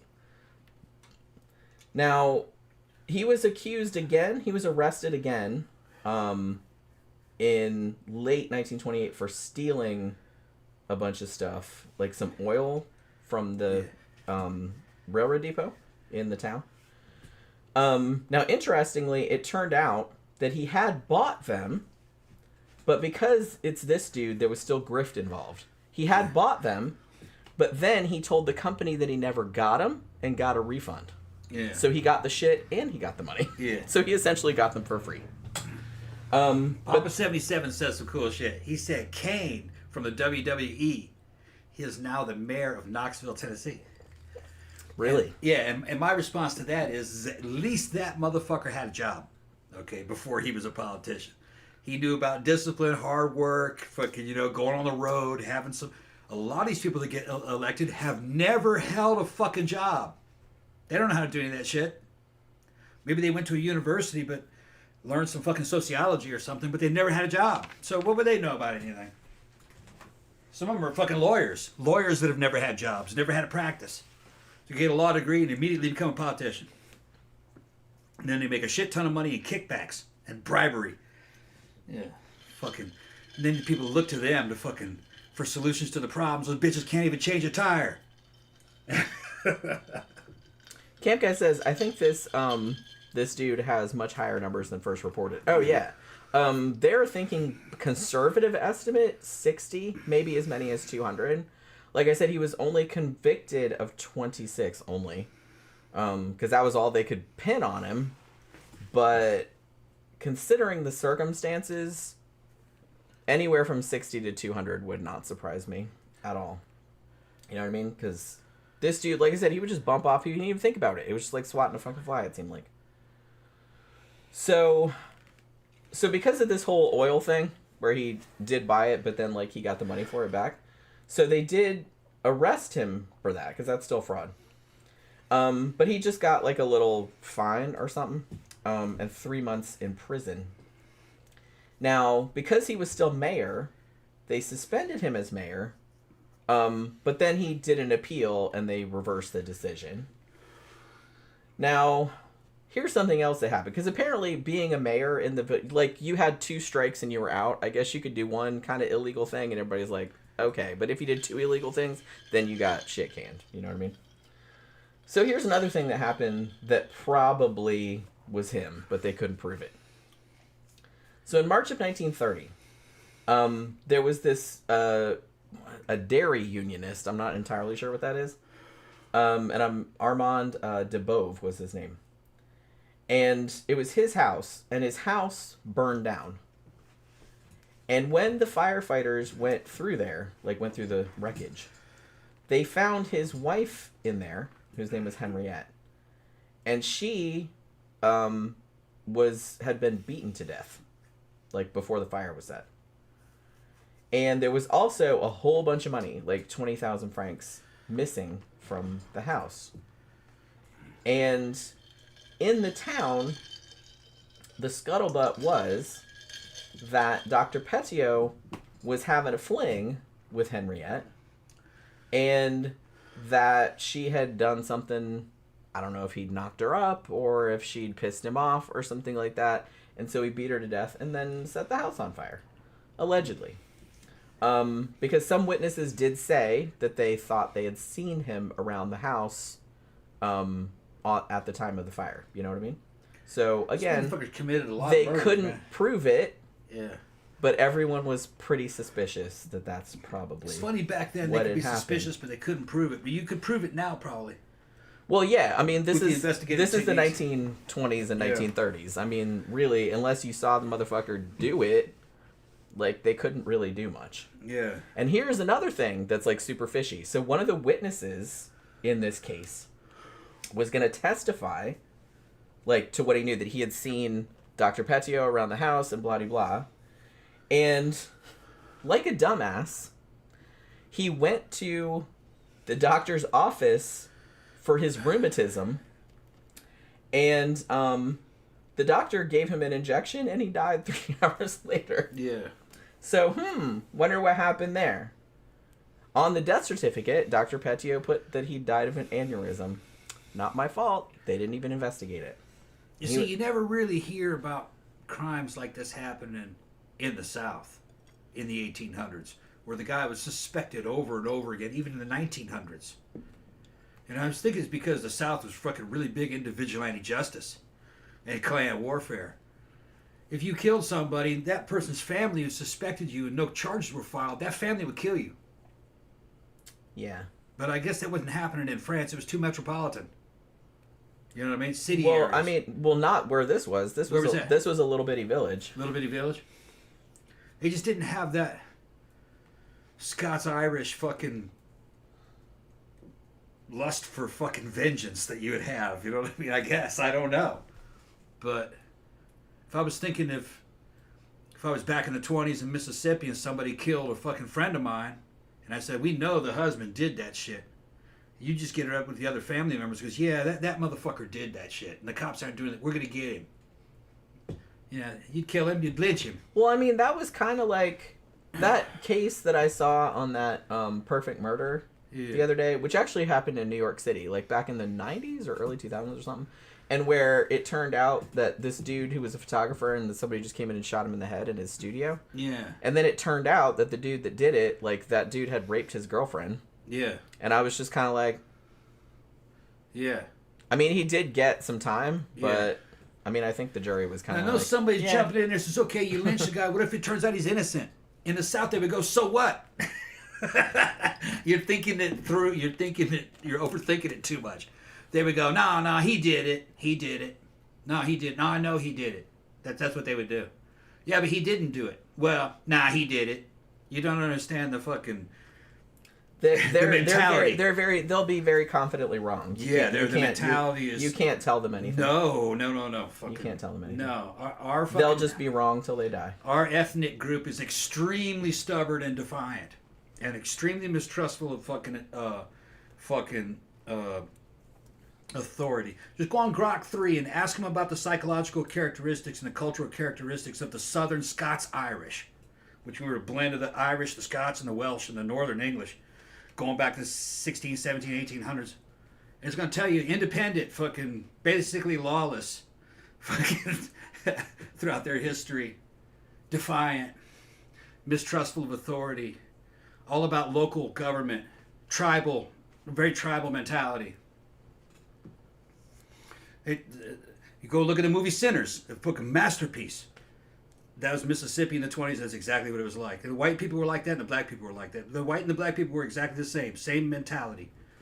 It was all the same culture. And they were like that. They just handled it themselves. But yeah, so if we're keeping score at this point, this is, 3 murders that he has allegedly committed that they can't prove. And he's mayor. of the town. So there's that.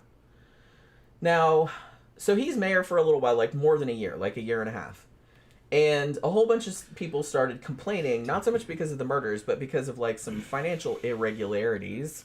So they finally investigate him, and it turns out that there was like all of this shit, like all these forms and all of these fees that people had paid that were coming through his office that were supposed to go to other places, like mysteriously never got where they were supposed to go. So, gee, wonder what could have happened there.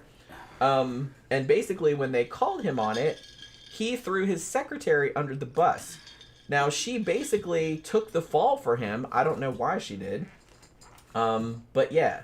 But I think the authorities kind of didn't buy it because he was, they did suspend him, like, you know what I mean, as mayor.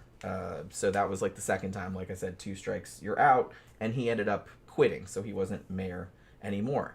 The weird thing about it was that the village council were so on his side that they all quit too. Like, in solidarity.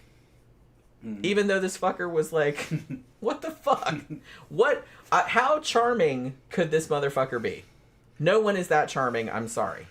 Nobody. Well, he had a way of selling his bullshit to the French. I don't know, man. And I understand, like, because I've heard about, sociopaths, which I think this dude is, like, a classic case. Yeah. They have a reputation for just being superficially charming. And a lot of people will fall for that.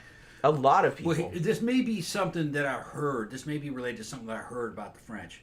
I've met some French people. They're pretty cool. The ones that come here in the United States, I've had no problem. The French have a stereotype here in the U.S. of being assholes. Arrogant assholes. Which they might be.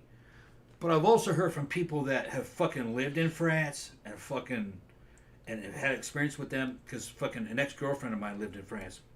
She said the thing about the French is that if a Frenchman is your fucking friend, he's down with you. He's down. He's got your back, 100%. The French evidently don't betray if they're really your friend. So evidently they make good friends. Maybe that's what it is. He just knew how to make friends with them, and they wouldn't betray him. Maybe that's what it was. Yeah. Because it really did seem like a lot of people, even after all more evidence mounted, like a lot of people would not turn on him. Yeah, well, they're not Anglos. Anglos are judgmental. You know, it has to do with our mentality of fucking justice and fucking morality, you know, and Christian morality and all that kind of shit. The French may not really have that in the same way. They may be like Brazilians. Brazilians are like that. I grew up in Brazil. If a Brazilian's got your back, he's your friend, and you did something wrong, he will lie to save you. Yeah. So it might be that. I would do that to a point. Yeah. But not for this kind of shit. Yeah. No way. Well, maybe they didn't believe the authorities. That's another thing. It might have been they didn't believe the authorities, because, like I said, they couldn't down prove it, and they just thought, so it might have been a case like that where it's like, why are they picking on this nice man? Blah, blah, blah. It might have been something like that. The authorities, they were fucking always wrong. Yeah, but, well, not in this case, obviously. Because this guy did actually do all this shit. But yeah, so I don't know. And like I said, the fact that the secretary, like, he threw her under the bus, and she was just like, okay, yeah, I did it. I fucked up. Sorry. You know what I mean? But he still got suspended anyways. But the thing about it, so he gets suspended and, like, quits as mayor. But then, he runs for another office. Like, I don't know, like, how this works, but he was some kind of counselor or something. And he ran for that office, and he won that, too. So, like I said, how fucking charming was this dude? I can't imagine. The thing about it is, like, you know those people, like, people say, like, Ted Bundy and stuff like that, how they were, like, and sociopaths in general, how they're, like, very superficially charming? I fucking hate people like that. I hate people like that. Like, to me, it seems, like, very, very obvious, and I don't know, they just come across as very smarmy and very fake, and it's just, like, maybe they don't come across like that to other people, but that's how they come across to me. So anybody that's, like, super charming or super slick or super glib or something like that, like, I can't stand people like that, to be honest. So I don't know if I would have fallen for this dude's bullshit. I don't know. Maybe I would have. I can't really say. So he got elected to yet another office because that happened. And in this capacity, he also, I don't know if they ever proved this, but they accused him of straight up stealing electrical power from the whole village. So there's that. Wait, hold on, I missed that. He was stealing electrical power? Yeah, like he quit as mayor because they were going to kick him out anyway. Yeah. And then he got elected again, like to another office, like as some kind of counselor, general counselor or something. And then, like a couple years after that, I think it was a year or two after that, like he was stealing power from like the town. Yeah. So there was that. And he got arrested for that. But it was a slap on the wrist. They gave him 15 days in jail and a 300 franc fine. And he appealed it, which worked. I mean, it took a while, but his fine got reduced to 100 francs, and he got kicked off the council. But he didn't really care, because at this point he moved back to Paris, so he didn't live in this little bitty village his shit anymore. was running low. I guess so, yeah. So he gets back to Paris and hangs out his shingle once again, like opens up. Like I said, he never had any shortage of money because he kept fucking grifting. He was just constantly grifting. And he was very successful at it. So he had all kind of money. You know, and this was kind of at a time when maybe like a lot of people didn't have money. So he like was doing pretty good because he was exploiting people his way. But yeah, so he sets out his shingle and he's basically like, I'm the best doctor ever. I can fix anything. I can heal this, that, and the other, blah, blah, blah. And he even like, I don't know if he so much doctored his resume, but he said that he'd been an intern at this one mental hospital when he was actually a patient there, which I thought was very funny. So they said that he even hung out this little brass, like a plaque that said like all the shit that he did. And they said that shit was so egregious that like the other doctors complained about it. Like, come on, man. This is like this fucking, how much did that even cost to like carve all of this bullshit like on this fucking brass plaque? You know what I mean? And it was so bad that like they told him to take it down. You know what I mean? You know? So again, setting up his office in Paris, very, very popular doctor. Everybody loved him. He had all kind of patients that would come to him and they just thought he was the best fucking doctor ever. Like, for some reason, like I said, a lot of people really like this kind of charming. I don't know. I don't get it. I don't get it. Now, it wasn't all, sunshine and rainbows and unicorn farts. However, because he was also known to perform abortions, which were illegal at this time. And as I mentioned earlier, he was very well known in the area for, you know, if you were a drug addict, you would come there and he would give you the shit, like he would sell you the shit, you know what I mean? But, you know, he killed some of his patients too. I don't know if he did it on purpose or just accidentally. There was one case where, this happened in 1934, where this woman visited him, like she had some kind of abscess or something, like in her mouth, and he gave her some injection of something or other, and he drove her home in his car, like after the surgery, and she never woke up. Like she just died at her house. You know what I mean? So I don't like I said, I don't know if he killed her on purpose or like just for shits and giggles, or if he just like overdosed. I don't know. And the thing about it was that her mom blamed him and wanted an autopsy. So they did an autopsy and they found a fuck ton of morphine like in her body. So I guess he did do it on purpose. Okay, so maybe that's how he was killing all these people. ODing them on morphine. Well, yeah, like I said, he was injecting them with shit, with various things. That's easiest thing was probably morphine, huh? Yeah, and he had a lot of it. Yeah. And if they weren't users, you get them a fucking stout dose of that shit. Yeah, he had a lot of it. And they would at least go unconscious, and if that wasn't enough to kill you, you could inject more. Yeah. Yeah. So even though they did find that, and the mom was pretty like dogged and saying it's like, hey, I'm pretty sure she was murdered, or this was at least like medical malfeasance of some kind. They just basically, the authorities said, nah, you know, accidental death or natural causes or whatever the fuck, and they didn't really pursue it any further. So another thing too was that because this motherfucker, I don't understand how does this fucking happen? So he also got this other position in Paris, or in the ninth, what do they call it? The arrondissement. And he was actually able to, I guess it's like akin to like a coroner or something like that, because you can like sign people's death certificates. And they said, of course, he, used that for his own fucking edification, because that's like, at some point, like later on, there was this rich guy that died. He was a lawyer, and he went to his house like to do the death certificate, and he stole like a whole bunch of money from his house. Like they said he did that a lot. Like he would just go to your house but he used that. But now that he could go to people's house and like pronounce people dead or sign their death certificate or whatever, like he would steal money there too. So in 1936, he was actually arrested for stealing a book, like from a bookstore, presumably. And when the cop tried to arrest him, he assaulted the cop, and then he ran off.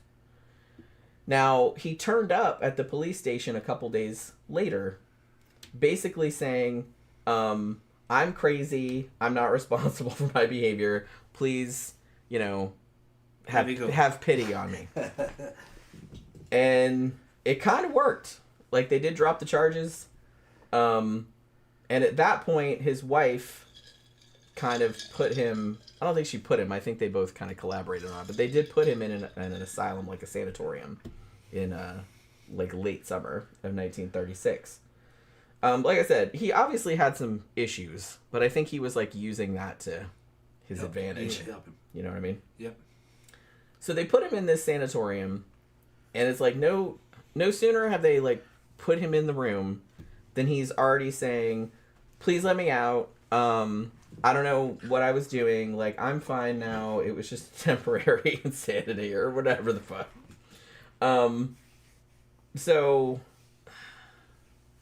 So they were basically like, well, he's obviously not right, but one of the doctors did say that they should let him out. So he was only in there for like a month, and then they let him out. Or I think they were gonna let him out, and then like a bunch more psychiatrists had to like look at his case or whatever. But so he was in there for a little bit longer. I think they left him in there for a few more months, but then they let him out. Now, so after he got out, this was in early 1937. I don't think he killed anybody during this time period, but he was doing a lot of tax fraud. One of the things that he would do was that he was like drastically underreporting his income. Like he basically, they said that he was making, like he would only report on like 10% of what he actually made. You know, they thought that he was making like 500,000 francs, but he was only reporting like 13,000. You know what I mean? Yeah. So he was like not paying the taxes he should have been paying. You know, and he was always like complaining about how poor he was, even though he clearly was not. So then an opportunity presents itself in the most fucked up way imaginable. Because obviously in September of 1939, German troops invaded Poland and World War II kicked off. So after that, you know, there was the whole, what they call the phony war between France and Germany. And then the Nazis invaded Denmark and Norway, and then Holland and Belgium and France in succession. So basically, the German troops took over Paris in June 1940, and as probably everyone knows that knows anything about World War II, you also had the French government under Marshal Philippe Pétain, and that was down in Vichy. So you had like the Nazi occupied, and then you had the French that were still kind of in charge, but they were still collaborating with the Germans in Vichy France, as they called it. So yeah. Now, at this point, like I said, because the French army surrendered, that's when the resistance started kicking off. And as I said, it seems at this point, a sociopath and grifter like Dr. Petiot smelled opportunity. Basically, he's like, wow, like in this whole chaos, what all of this is going on, all these people are wanting to get the fuck out of here, and I can like take advantage, you know? Now, as I said, his claims of being with the resistance are not entirely a lie. They're at best like a wild exaggeration. Like he did seem to help some people leave. Like what he would do is if French citizens got like drafted into slave labor, for example, he would give them like fake medical certificates like to get them out of it. So like he did do shit like that. And he did treat some wounded workers that were coming back from Germany, and he got like some scuttlebutt about the Nazi troop movements and like reported them and stuff. So he did do some resistance type shit, you know what I mean? And he had what he called a network, a resistance network, and he called it Flytox, which was the name of like an insecticide, like a popular insecticide at the time. So that's what he called it.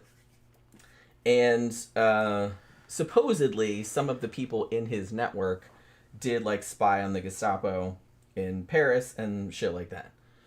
And they were trying to like find out people who were collaborating with the Nazis so that the resistance could kill them, like shit like that. But he also made up a bunch of shit. Like he made up a bunch of stories about like bombing certain places. One of my favorite stories of his was that he had invented a secret weapon that would kill Nazis and not leave any evidence. Did he ever say what this secret weapon was? Of course not, because he just made it up. But that was one of the things that he said. But yeah, so a bunch of the shit that he said, he did do some like minor shit, but he didn't do a lot of the stuff that he said. So what he started doing, as I kind of alluded to earlier, was that people, mostly Jews, but again, petty criminals, like stuff like that, that wanted to get the fuck out of the country. He kind of became known as like, kind of a fugitive network kind of thing. So anybody that would come to him and would pay 25,000 francs a person, he said that he would get them all the papers they needed and he would get them to South America. And it was at this stage, when he started this whole operation, that he bought the house that they would later find all of the decomposing bodies in. And he was going to use this as his kind of base of operations for this new horrible thing that he was embarking on. You know what I mean? Now, the first couple clients that he had, that they knew of, were actually, I don't know if they were Jews. They were criminals. They were pimps, is what they were. And that was illegal there?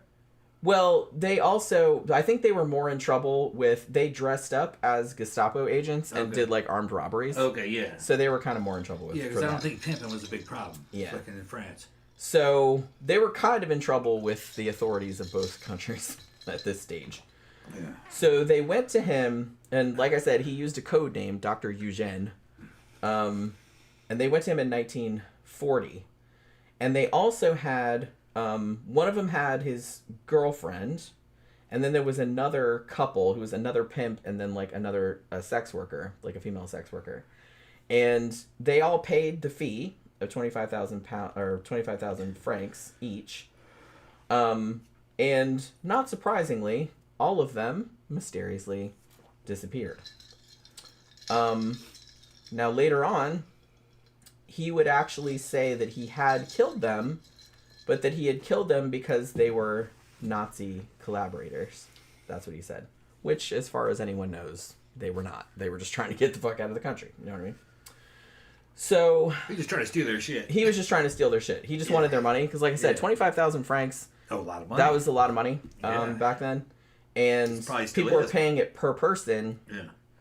So he was just taking all their... And then, like, after he killed them, he would just take whatever... Because that was another thing, is like, look, if you're going to escape the country, bring all of your shit. If you have any gold, or if you have any valuables, or if you have anything like that, bring it all with you. Yeah. So you can have money, like, when you get to South America, which... So what did he do, you think? You think he called him and says, okay, before your trip, we're going to have to give you some gamma globulin? I think that's what he did. Make sure you're not going to get sick. Yeah, I think that's what he did. He said, we have to give you some vaccinations, or we have to give you like something or other, and then he would just poison them. Bang them up with a bunch of heroin. And then he would just poison them and kill them, and then he would throw them in a pit. Yeah. And then he would just take all their shit, because like I said, they brought all their shit with them, like cash and gold, jewelry, all that kind of, like any kind of valuables that you could carry with you. Like he would tell you, yeah, you got to take, so you can start a new life in South America, right? And then he would just kill them and take it. Yeah. Which, like I said... I can't think of... I mean...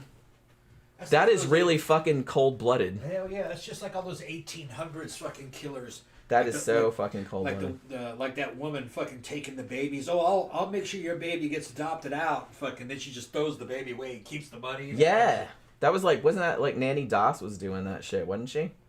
Did we do a show about her? Yeah, like all these, or Amelia Dyer. Yeah, like wasn't she that baby farmer where she would just be like, yeah, I'll adopt your baby out, and then she would just kill the baby and just like take the money. I can't imagine being that fucking cold-hearted. I just can't. And like these people were legitimately, like I said, a lot of them were Jews, a lot of them were, they just wanted to get the fuck out of the country, understandably. And he's like, yeah, I'll help you. And everybody, like, he had a good reputation in town, other than the stealing shit. But everyone just thought that was kind of funny, I guess. But yeah, so everybody trusted him. And he's like, yeah, I can get you out of the country. And he just went, as far as I know, he did not help a single person out of the country. I think he just killed them all, to be honest with you. But yeah, so ironically, like I said, he kind of got on the Gestapo radar because they actually thought that he was helping Jews get out of France, which, like I said, ostensibly he was, but I don't think he was actually doing that. I think he just killed them all. So yeah, so that's kind of why they started looking into it. So yeah, so a bunch of people fucking disappeared doing this kind of shit. Including there was actually a pregnant woman. She didn't want to get out of the country, but she wanted an abortion. And she went in, she never came out alive either. And one guy who was actually, did want to escape, and I think had already given the money, but he was supposed to go with his wife, but I think he took him from a subway station and just killed him. I don't think the wife got killed. But he would kill whole families too. There was a family called the Nellers. There was 3 of them. And they actually, at first, before he started throwing them in the basement of the house with the quicklime, he would throw them in the Seine, in the river. And so around this time period, like in 1942 and 1943, like the cops were like, what the fuck? Why are all these dismembered corpses like turning up in the fucking river? Like they were fishing all these people out. Because they didn't really know what was going on at that stage. Like they didn't know that he was doing all this stuff. So I kind of feel like a lot of his victims that weren't found in the house were probably the ones that were pulled out of the river. But yeah, he would do like a whole family. There was another 3-person family, like the Wolves, and they had like a bunch of the friends, like 6 of them, and they were all going to go together. And as far as I know, he killed all of them. And so yeah, like just lots and lots and lots of people. So as I mentioned, they did identify some of these people, and the ones they found in the river, they just assumed that that's what had happened to them because, you know, obviously because of his MO. But they're not entirely sure how many people he killed. Because they found whole decomposing bodies in the river. They found pieces, heads, legs, shit like that. So he was obviously cutting the bodies up, I'm assuming. So yeah. And so at this stage, like I said, the Germans were kind of cared more about finding out, like rooting out this escape network, because they didn't want the Jews leaving France, because at that point, I believe they were not allowed to, like it was illegal for them to leave. So a lot of them were doing it, obviously, like on the fucking down low. So because he was such a well-known figure, and he didn't really seem to make much of a secret about the fact that he was doing this, that he was helping people escape. So they were actually able to find like some of his associates. And it turned out too that a guy that he knew named Charles Beretta had sort of like infiltrated his circle, like of people that, you know, sent refugees and stuff to him, like to escape. And he was actually a German informant. He was going back to the Gestapo and reporting all of their activities. So the Nazis actually arrested a bunch of his, like 3 of his associates, and they tortured them. And then they tortured them. They said who Dr. Eugène was. Like they knew what his real name was, so they said who he was. So they did actually, the Nazis did catch him at this point, as I mentioned earlier, and they put him in prison. They searched his other house, but not the one where all the dead bodies were. I guess they didn't know about that one. So they searched his other house, and they didn't really find much of anything. But at this stage, as I mentioned earlier, Dr. Petiot was in prison for 8 months and was tortured. I will give him this, even though he's a serial killer and a horrible, horrible person. As much as they tortured him and the other guys that they arrested, none of them would give up any other names. He had willpower. So yeah, and actually, I saw on like a documentary about him. They said that a lot of the resistance people that he was imprisoned with said he was the bravest dude ever. I said, probably because he was a sociopath psycho, and he didn't care. Yeah. Psycho. He didn't have any fear. I fucking said that before, man. Fucking, that's kind of who you want in combat. Yeah, It's kind of the kind of guys you want. People are in there going, "What an asshole, he's a sociopath." This, you have to understand, dudes like this rationalize what they're doing. yeah, He's probably thinking along these lines. Well, if I wasn't doing this, somebody else would be doing this. yeah. So They're it just might as mad well they be didn't think me. of it. I should be getting the money. Yeah, But they will rationalize it that way. That's part of the fucking their Yeah. fucking I got a piece. serial killer superpower. yeah, Is to talk themselves into a position of being okay. yeah. They're like, well, there's this war going on. All these people are running. They're not really going to be able to run anywhere. And, you know, some people would be gobbling these motherfuckers up and stealing all their money.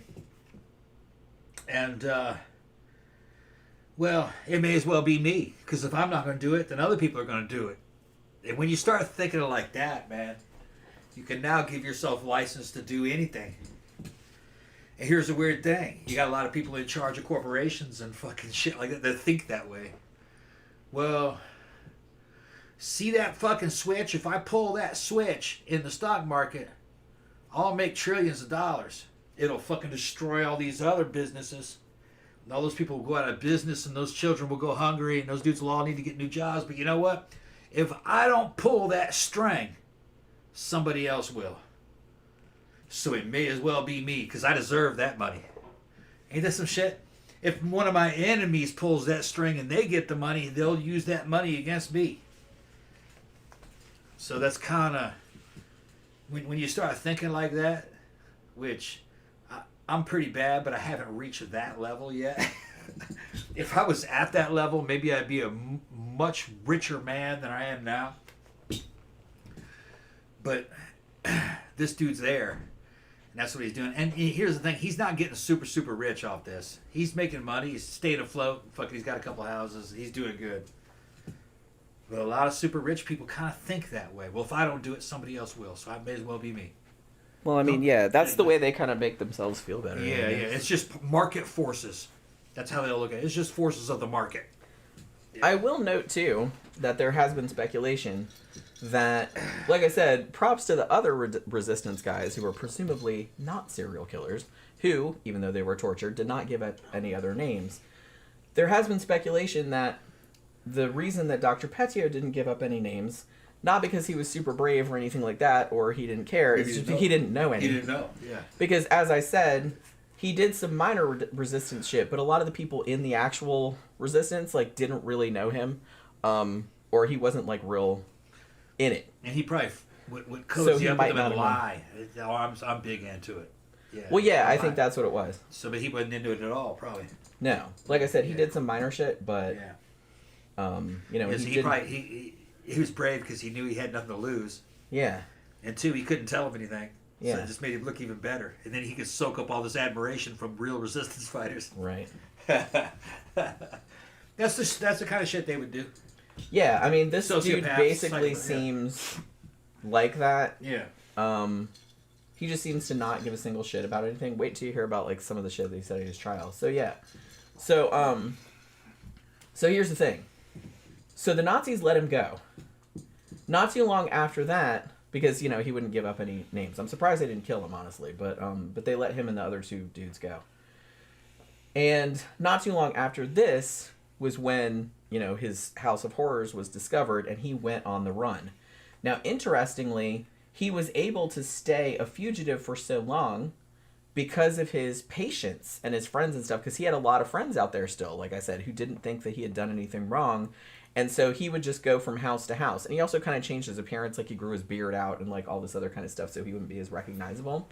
So yeah, so he was just going from like essentially like safe house to safe house, patients, friends of patients, and stuff like that who thought that he either hadn't, like I said, he didn't really seem to deny that he'd killed those people. He just said he killed them because they were German collaborators. Yeah. Which, and like I said, you know, most of the French were like, okay, they weren't bothered by that. So, you know, so that's how he kind of got away with it. So I think that a lot of his patients maybe thought, you know, oh, he's like a hero, you know what I mean? So they helped him out. So that's the thing. So but he stayed in hiding for like a while. And during this stage, though, here's what's weird. In August of 1944, this is only like a few months after all the bodies were found at his house, and he's like on the run still. He changed his name to Henri Valéry, and he joined the French forces of the interior. And he was made a captain, and he was put in charge of counter-espionage and interrogation of prisoners. Because he had a battle history. I guess. Yeah. So I'm like, because he had a battle history. that's so fucking weird. Yeah. So he's under a fake name, and he looked different. Like I said, he grew a beard and shit. So yeah. Well, they knew that he had got interrogated, was in prison. So yeah, I guess that's probably why. They moved him up. He had battle experience. They moved him up in the system. Yeah, it's crazy. It happened. Yeah. So what ended up happening though is that, so like 2 soldiers from his unit, they robbed like this old guy who was a mayor of this town. Like they stole a bunch of shit, like 12.5 million francs in cash and a bunch of other valuables from his house, and then killed him. And people saw it. Now, 3 other people, teenagers, saw what happened, and they reported the crime to Dr. Petiot, and his fake name. And then Petiot arrested them and put them in jail. And so there was like a whole fucking brouhaha. And then the 2 burglars, the people that had robbed and killed that dude, they also disappeared. So I'm not entirely sure what happened to them. So at this point, they figured what they could do. I think they did this on purpose, like to flush Dr. Petiot out. What they decided to do was the Resistance newspaper. They published an article about Petiot, and they called him a soldier of the Reich. They basically accused him of being a Nazi collaborator because they knew it would piss him off. It wasn't true, but they knew it would make him mad, and they wanted to draw him out. You know what I mean? Yeah, they said, oh, he used to put on a Gestapo uniform and go hunt down resistance people, and like there was this big long thing. Like they made a big, because like I said, they were trying to make him mad. That's funny. And it worked. It worked. You know what I mean? So he sent a letter to somebody saying this article is full of filthy kraut lies or whatever, and they were able to track him down because of that. They're like, he had actually never left Paris. He was just kind of hiding. You know what I mean? Like moving from house to house. So they started looking for him, and they ended up finding him on Halloween, actually, October 31st. And someone recognized him like at a metro station in Paris, and they arrested him. On his person, when he was arrested, they found 31,700 francs in cash, a pistol, and 50 documents in 6 different names. So he looked like he was about to take off again, but they found him. So, as I mentioned at this stage, because they had found all the bodies and everything like that, so they finally fucking found him, and they're going to charge him with all of that. But as I said, his whole defense was every single one of those people that he killed in there were enemies of France, and he was with the resistance, and therefore he was not responsible for murder. So yeah.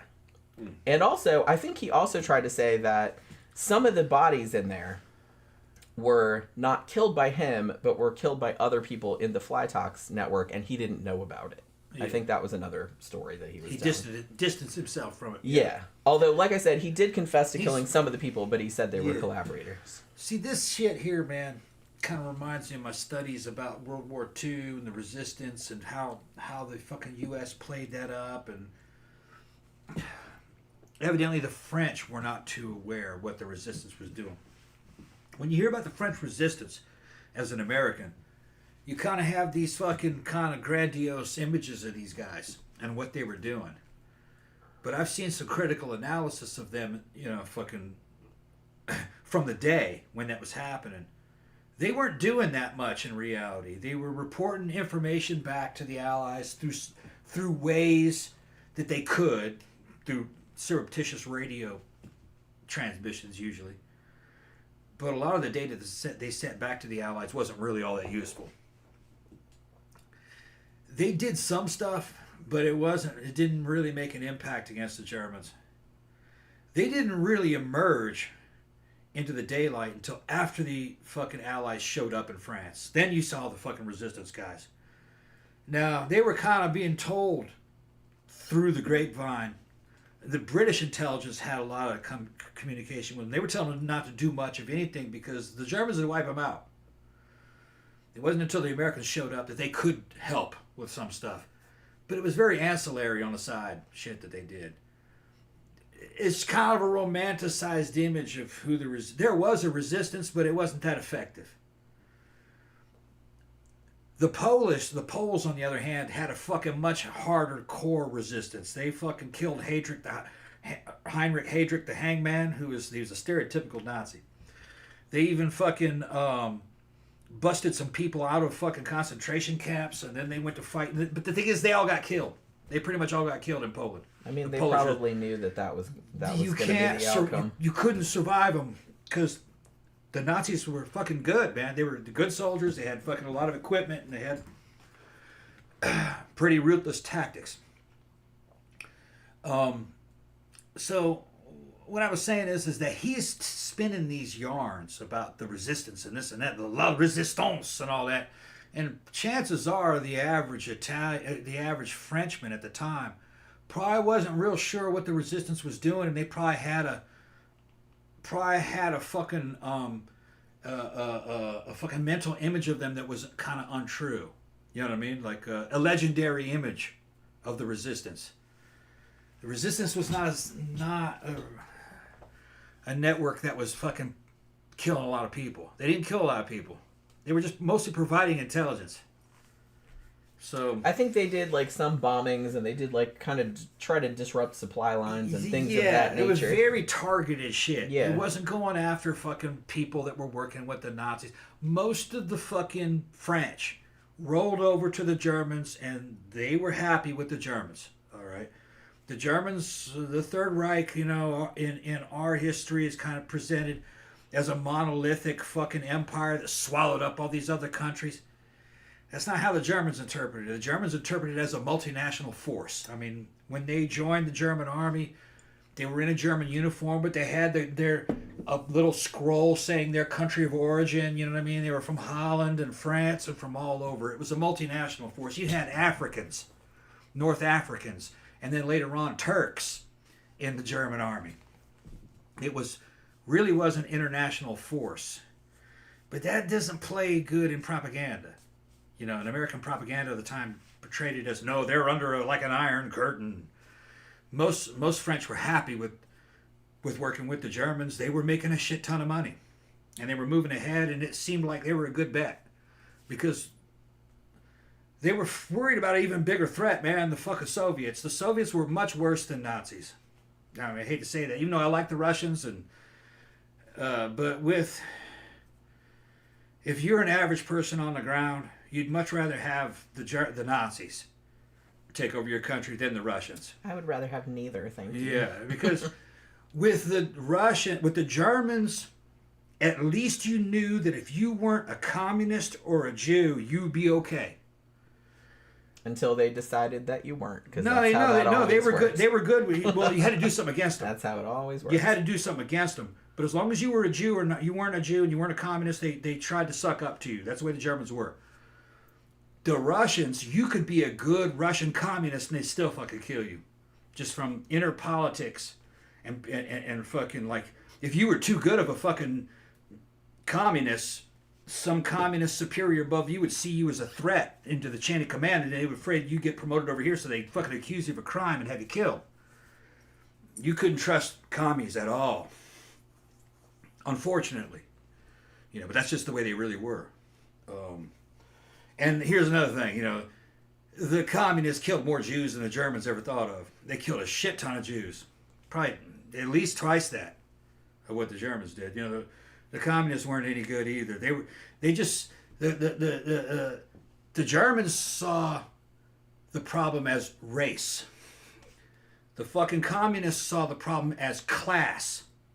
But the Germans would come back and say, well, race is the ultimate class. So the communists kind of saw it that way too sometimes. Yeah, race is a class. So you don't want any kind of socialism that involves race or class, because they'll come after you eventually. You can't trust them. Okay, have another drink? Yeah. While you're up. Yeah. Tammy's making an Eddie Izzard reference. Do you have a flag? We don't need a flag. This is our bloody country. No flag, no country. That's according to the rules that I've just made up. Man, I need to rewatch that. I've seen it so many times. I probably have it memorized. But yeah, I have all... Well, I don't have any of his newer stuff, but I have up to the one that was called Sexy, i.e. Yeah, I have that one. But I don't have anything newer than that. I don't think. I have a bunch of them, but yeah. So this dude, sticking to his story.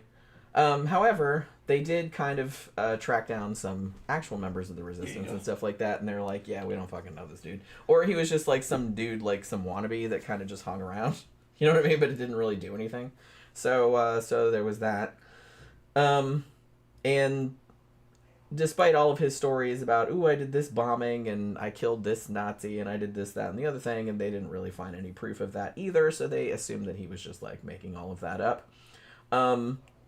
So at this stage, they decide they're going to charge him with murder, multiple murders. They actually charged him at first with 27 murders, and they estimated, just due to the number of victims and, how much average, stuff they would have had, they're assuming that he probably stole in the neighborhood of 200 million francs in cash, jewels, and gold, none of which was ever found. So there was that. So his trial starts in March of 1946. And he seemed pretty unconcerned. Like I said, kind of a sociopath. He didn't really seem bothered about it. He was just kind of joking around, and he took the stand in his own defense, all of that shit. And basically, anybody that came at him with anything, accusing him of anything, he would just parlay. He just like, well, that guy, he was a German sympathizer, he was a Jew lover, he was this, that, and the other thing. It was just like this whole, he would come up with some reason why they were saying these terrible, mean things about him, kind of thing. And some, the prosecutor would ask him, well, these people are supposedly in South America, like, where are they? Like, they just vanished. He's like, well, why don't you find them? South America is a big place after all. Like, they could be there, and blah, blah, blah. He's just saying shit like that. They asked him about this supposed secret weapon he invented, and he's like, oh, well, I can't tell you that because it would be used against the country, of course. Can't find... It's all this other stuff. All these families he killed, it's like, oh, they were just Germans, or they were all traitors, or whatever. So it doesn't really matter what happened to them. He either said that he didn't know them, or that they had it coming, like, for various reasons. And basically, I love this. So apparently the dude was, like, just drawing on a piece of paper, like, in court while the judge was talking. And the judge got really pissed, was like, what are you doing? And it's like, are we boring you or whatever? Like, pay attention. And he said, I am listening, but it doesn't really interest me very much, he said, while he was in court. Damn. Charged with 27 murders. So, it doesn't really interest me very much. I'm like, yeah, it wouldn't, would it? Like I said, he's tired of that shit. He really didn't seem to give much of a shit at all. Now, like, what can they do to me? I killed 27 people. They can't get even with me. I mean, at least. I'm sure it was many times more than that. I'm still 26 up on them. Right. You know, even if they kill me, I'm 26 over. Yeah. Yeah. I mean, fucking hell. Yeah, it's like you can't get him back. You can't get him back. Really. So, what are you going to do? Now, the thing about it, they actually tried to get the case thrown out because only a day or two into the trial, somebody overheard one of the judges, because there was more, I think there was 3 of them, and a couple of the jurors basically calling him a demon. Yeah. And then he totally did it. You know what I mean? Oh, he's totally guilty of the murder. And so they tried to get the trial thrown out on that basis. Because they're like, well, obviously they're biased against him, blah, blah, blah, but that did not work. No, he's a demon. Yeah. I mean, yeah, they called it. And this was only like the second day of the trial. They immediately were like, holy shit. Yeah, dude, the demon. This fucking dude is terrible. He's terrible. Despite all of his fucking stories. So I guess his charm didn't work on everybody. You know what I'm saying? So they tried to do a mistrial, but they were like, no, we're not doing that. And they took like a bunch of the jurors and the judges and stuff to the house. I'm presuming that they had taken all the bodies out at that point. I would hope. Maybe not. I don't know. There might have been like little pieces and shit scattered around. So they took them all out there, and they took him too, and he made another joke about it. He's like, ooh, peculiar homecoming, don't you think? Like into his old house with all the dead bodies where all the dead bodies were. In the end, he admitted to killing 19 of the people that they found in the house. But he said that they were all Nazi collaborators. And so it was okay. And so the other ones, like he just said, I don't have to justify myself for murders I'm not accused of committing. So, because they found like a bunch of other stuff too. A bunch of other bodies that he was accused of, but like they didn't have enough to charge him with it. So the thing about it was that his defense, like I said, tried very hard to be like, oh, he's with the resistance, he's a hero, he killed all these Nazi collaborators, blah, blah, blah. And like some of the people in the courtroom bought it, but like the judges and the jury did not buy it. They only deliberated for 3 hours and came back with guilty on all, but I think he was guilty of 26 premeditated murders. There was one that they couldn't prove. Like they didn't have enough evidence for it. I think that was the pregnant woman that he killed. So yeah, 26 murders, guilty as shit. And they said, when they said that, he was just like, whatevs. Like he didn't really care. So yeah, like I said, they tried to get it thrown out because of the jurors saying that he was a demon and stuff, but it didn't work. Now, so here's what happened. So he goes to the prison and he basically, like I said, he's just seemed super calm. And he's like asking the guards, so when are they going to assassinate me? And they asked if he wanted to see a priest, and he said, no, I'll take my baggage with me. Like that's what he said. Yeah, he's hardcore. Yeah. He's a kamikaze. Like I said, he doesn't care about anything. Yeah, he's a kamikaze. Yeah. Yeah. He's had 27 successful murders from his point of view. At least. So I'm sure it's many times more. Yeah. So there's nothing they can do to him from his point of view, and fucking he's ready to go. He's like, fuck it. He's like, oh well. Fuck it. I still won. Kill me. I don't care. It seems like exactly what he said. Yeah. That's exactly what he said. I beat you. So his appeal was rejected, and on that same day, he was scheduled to be executed. Unfortunately, the guillotine malfunctioned, and so they had to postpone the execution. Because, those guillotines are always fucking malfunctioning. I don't know, were they? It's funny, you look at that little motherfucker, you'd never think he was a killing machine. Yeah. But he was doing this shit sneaky. Yeah. Sneaky. Like I said, you can never tell. Giving people you can never tell. Giving them fucking just because somebody looks innocuous, just because they look harmless because they're small or skinny or whatever the fuck. You can't trust no fucker. Don't trust no fucker, no matter what they look like. Yeah, the Vikings said that same thing. Says don't ever trust women, too. Yeah, we'll do all kind of terrible shit. Said a woman will kill you. Well, now turn your back on them and fucking shit like that. Yeah. Well, yeah, but you have to do some real fucked up shit before we get to that point. We put up with a lot of crap before we finally get to the breaking point. Probably putting up with Viking Scandinavian dudes is probably I can imagine. Rough. I can imagine. But fucking the Vikings had a fucking they were all cucked out and fucking according to some of the shit that we've been handed down. I haven't had to check with Grok about this. They were afraid of being murdered by a woman, like by poison or being killed in their sleep. That Yeah, was like because one like of I their, said, if we're gonna do that was it, like one of their big fucking we're gonna be worries. sneaky about it. Yeah. We're not just gonna come at you to Yeah. your face or nothing. Yeah, and they might have thought that because they might have feared that because a lot of those women were captives. That Well, might, yeah. might have been a lot. You know, I mean, don't kidnap they would- women and force them to live with you, and then you Yeah. wouldn't have to worry about it, duh. Right. But, you know, that's not going to happen, is it?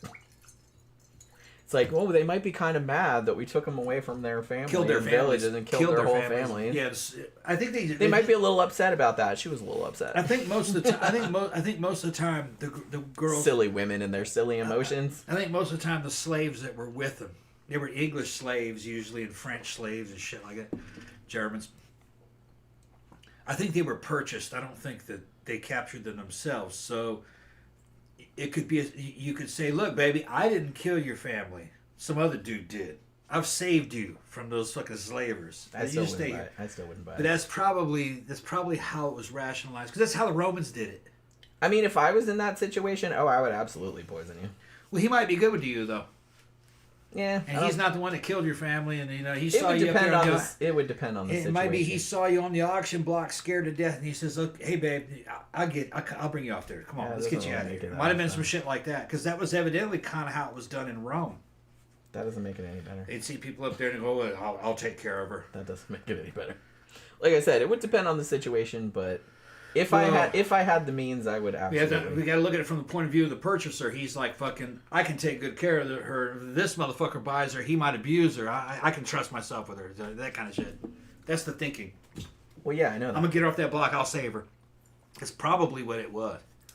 Goodness. But the thing is, you also had gay dudes in there fucking looking at them dudes going, I save his ass. Well, I mean, yeah, next thing you know, fucking shit, dude's fucking knee deep in you and shit. Yikes. Yeah. It's just bad all around. Just bad all around. Yeah. But Humans yeah. were knee deep in that shit, though. Throughout all mankind. Well, it's yeah. just part of man's inhumanity to As man. I said before And on another show, humans were a mistake. Yeah. I don't take it that far. What it was is that fucking wherever there was slavery, there was that shit is fucking closely tied to poverty. It's a sign of poverty more than anything else. That people are so poor that human life isn't worth very much. Which is a very sad way to live. Actually, I heard that there's more slavery going on now than there ever was. I believe it. Yeah. I believe it. That's sad. You think we'd learn shit, but we don't. Like I said, humans were a mistake. So yeah. So they're gonna cut his head off, but then the guillotine messed up. So they had to order another one from Amazon. Not really. They had to bring in another one, a portable one, which I thought was kind of cool. I was like, wait, portable? Like you bring it in a briefcase and like it unfolds? Sweet. Papa sent you something. I want one of those. Isn't that Papa? Thank you very much. Papa77 sent us a super chat. Thank you for a great deep dive on a serial killer that we knew little about. This guy's right up there with H.H. Holmes and the Giggling Granny. Yeah, this is like pretty much the same motivation. Similar. Like I said, just taking advantage of a particular time and place in order to enrich themselves. Yeah. And not really giving a shit about people as people. Like I said, just people were just a means to an end. We got Victor's ass up in here. He's just showing up now. Yeah. He said, this shit's already wild. He says, I'm late. It's already wild. Yeah, Yeah, it's been wild. I know. We're like right at the end, man. Yeah, We're it's at the about- end. Get ready to make us a sandwich when this shit's over. So yeah, so I got hung up on the whole portable guillotine thing that they brought in. Guillotine, I guess you want to be French about it. Yeah, guillotine. If you want to be French about Yeah, it. being all French about French it. Yeah, bread. being all French. Does anybody know what movie that was from? Fucking, that was Life of Brian? No. No. History of the World? No. You probably didn't even see it. It sounds familiar. It's Better Off Dead. Okay. With John Cusack. Yeah, okay. From 1985. All right. French dressing. Yeah. So that's what, I don't know why I remember that. It's a good movie though. It's funny. But yeah, I saw it a million times on cable back in the day. So they bring the portable guillotine. Like I said, I don't know if somebody brought in a briefcase. I have so many questions. I'm gonna look up portable guillotine now. Let's see what that is. So they brought it, and they brought it at like 3:30 in the morning because I guess there's like an all night guillotine service. Like, hey, our guillotine's broke. We need to cut this motherfucker's head off. Okay, we got you. Bring the portable one. I think I've seen the portable So guillotine. they bring it. I think I've seen them. Yeah. Because they showed them in the movies. Yeah. It's like a gurney. Yeah. Okay, and yeah, I it's got know a what you're blade. talking It's about. only about 6 feet tall. Yeah, I know what you're talking about. Yeah. Yeah, because you could minimize that. Yeah. It's just got a bigger weight on it. It's got okay. That So makes it's sense. got a weight on it. Pow. So they could just. It doesn't bring have to on- be fucking that tall. They could just like bring it on a fucking No, it looks like a horse medical cart or something. It looks like a medical gurney Okay. with a blade and a weight on it. That's all. That's what they're talking about. Yeah. And a basket for the head to go in after it fucking pops underneath. After it lops your fucking head off. I've always been like so freaked out by fucking guillotines. With that smaller one, you would not have to wait long for it to hit you. You see, with the taller ones, you could hear it falling. See, that'd be worse. No thanks. Yeah. If I'm gonna get executed, I do not want to get executed by guillotine. Wow. I actually think horrible. the Germans. I think the Germans executed people that way too. I mean, the French are kind of famous for it, but Yeah, I think they were using that in death camps occasionally, for like Mangala and all the fucking biotechnology stuff that they were doing. They needed somebody dead real quick. They didn't want to gas them. They just needed. We got to render this person into a cadaver to fucking look at the heart. That kind of shit. They just took it. although didn't they do like I was reading because this is the kind of shit I end up reading, like when I'm bored. Didn't they do like some studies because they wanted to see how long like your head survived, like after it got cut off? That was like in the 1700s. That yeah, was because the French Revolution. Well, yeah, because they were sitting there going like They some wanted of to know were if it was still instant. blinking and like making expressions and shit like that. That's that like, was just one dude though. that was And he was I was reading about going to them all and grabbing the heads and trying to wake them up. And he said some Yeah, of them did smacking wake them. up. Yeah. Said you slap someone, the eyes would open. would more open. catch. And he saw one That's dude. horrible. One dude moved his mouth a little bit. But Yeah, I remember reading that. Look, I don't think that's exactly. Yeah, that probably happened, but I doubt if that person was conscious. I mean, they probably didn't. Because I think what happens is that when you disconnect the head from the body, the blood pressure inside the brain instantly drops. Okay, which that would render you unconscious. It would be like being strangled. Yeah. And you would think that thing going down and splicing through your fucking spinal cord real quick, bam, that alone would just knock you out, like being punched. You'd think. And then if you walked right up, smack the eyes might open, but I don't think there's any consciousness. No, I think it's just kind The of blood like pressure would be too low, I think, in there. Although No. one of the most horrible things that I ever read about was when they were executing, I think it was Mary Queen of Scots, and it wasn't a guillotine, it was an axe. An axe? I think they were using an axe. And it was inside, and so you just put your head on the thing, and the dude kind of missed. Like, he kind of got, like, right there, but didn't take it all the way off, and she was still alive because she said something. What'd she say? I don't remember what she said, but she said something. Yeah. Like, oh, Jesus, or something like that. And I was just like, oh, that's fucking horrible. Yeah. And, like, he had to do it again, like, because he didn't get it just right. The thing is that with memory serves, the axe was like one of the worst ways to get killed, because that axe is evidently not sharp, Well, yeah, if it's kind of blunt, and it's kind of more like mashing your neck. Yeah. More than everything, And you probably could feel that Yeah. if you had to do it a few times. Yeah, the guillotine was Yikes. sharp, so I think. Yeah. I don't, so it didn't really mash. Still, though, its I way don't, like I through. said, I'm weirded out by beheading, and it's just like, so the Yeah. guillotine always, like, weirded me out, like, freaked me out. Yeah.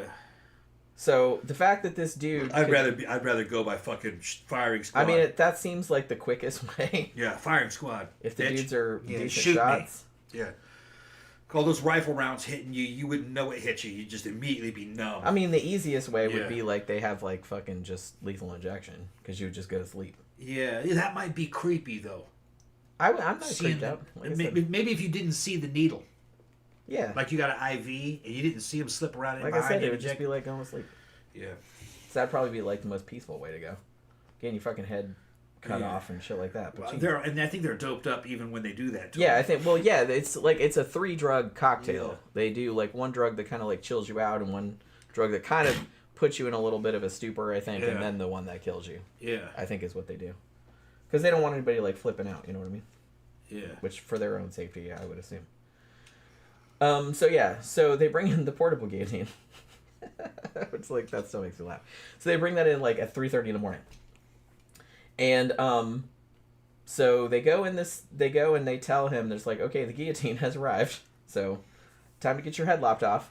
And So he smoked a cigarette, and they said, well, do you want to see the priest? And he said, well, okay. He wanted to do it because his wife wanted him to.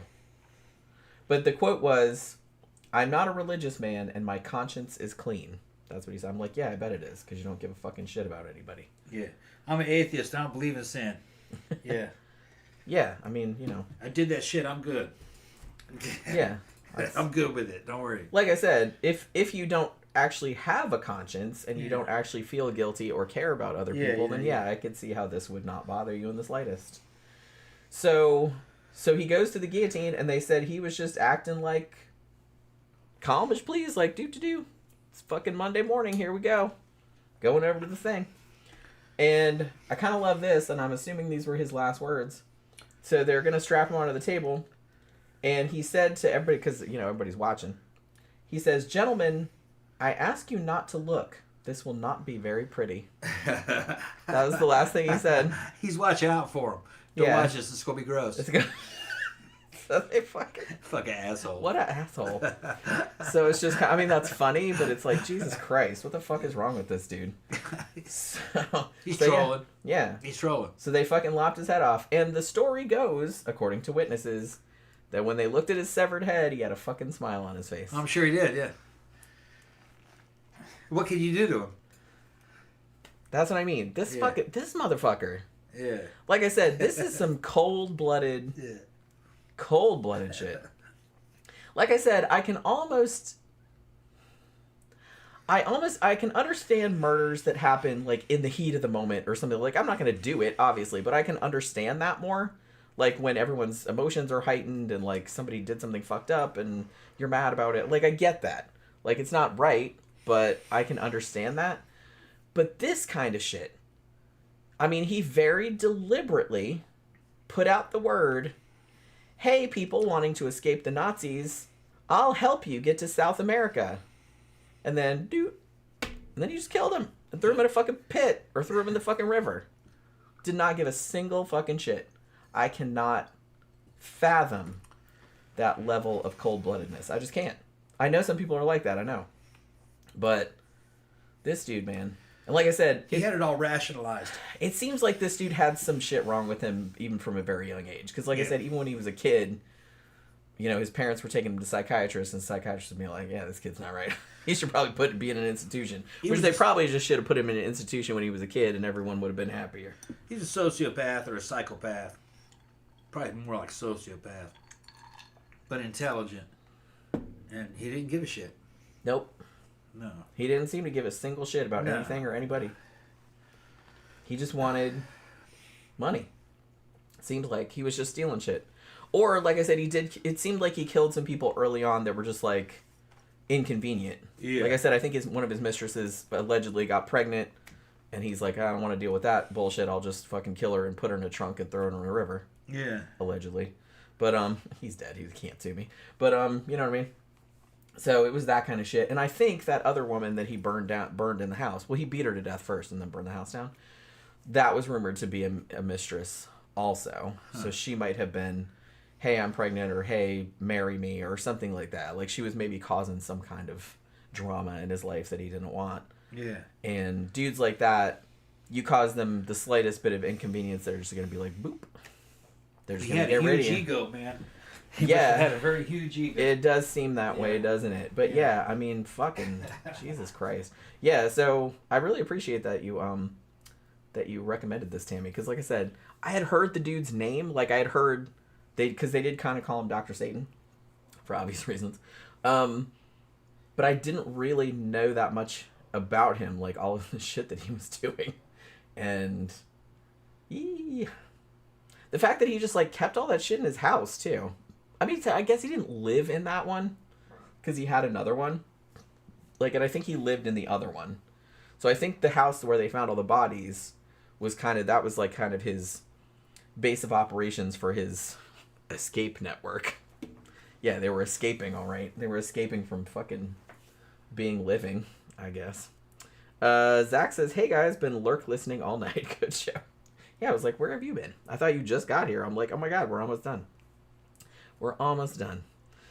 But yeah, so Tammy says, no problem. Thanks for doing a show on him. Yeah, I was really glad this won. Like, this won in the poll by a pretty significant margin. I thought that True Crime Updates was going to win.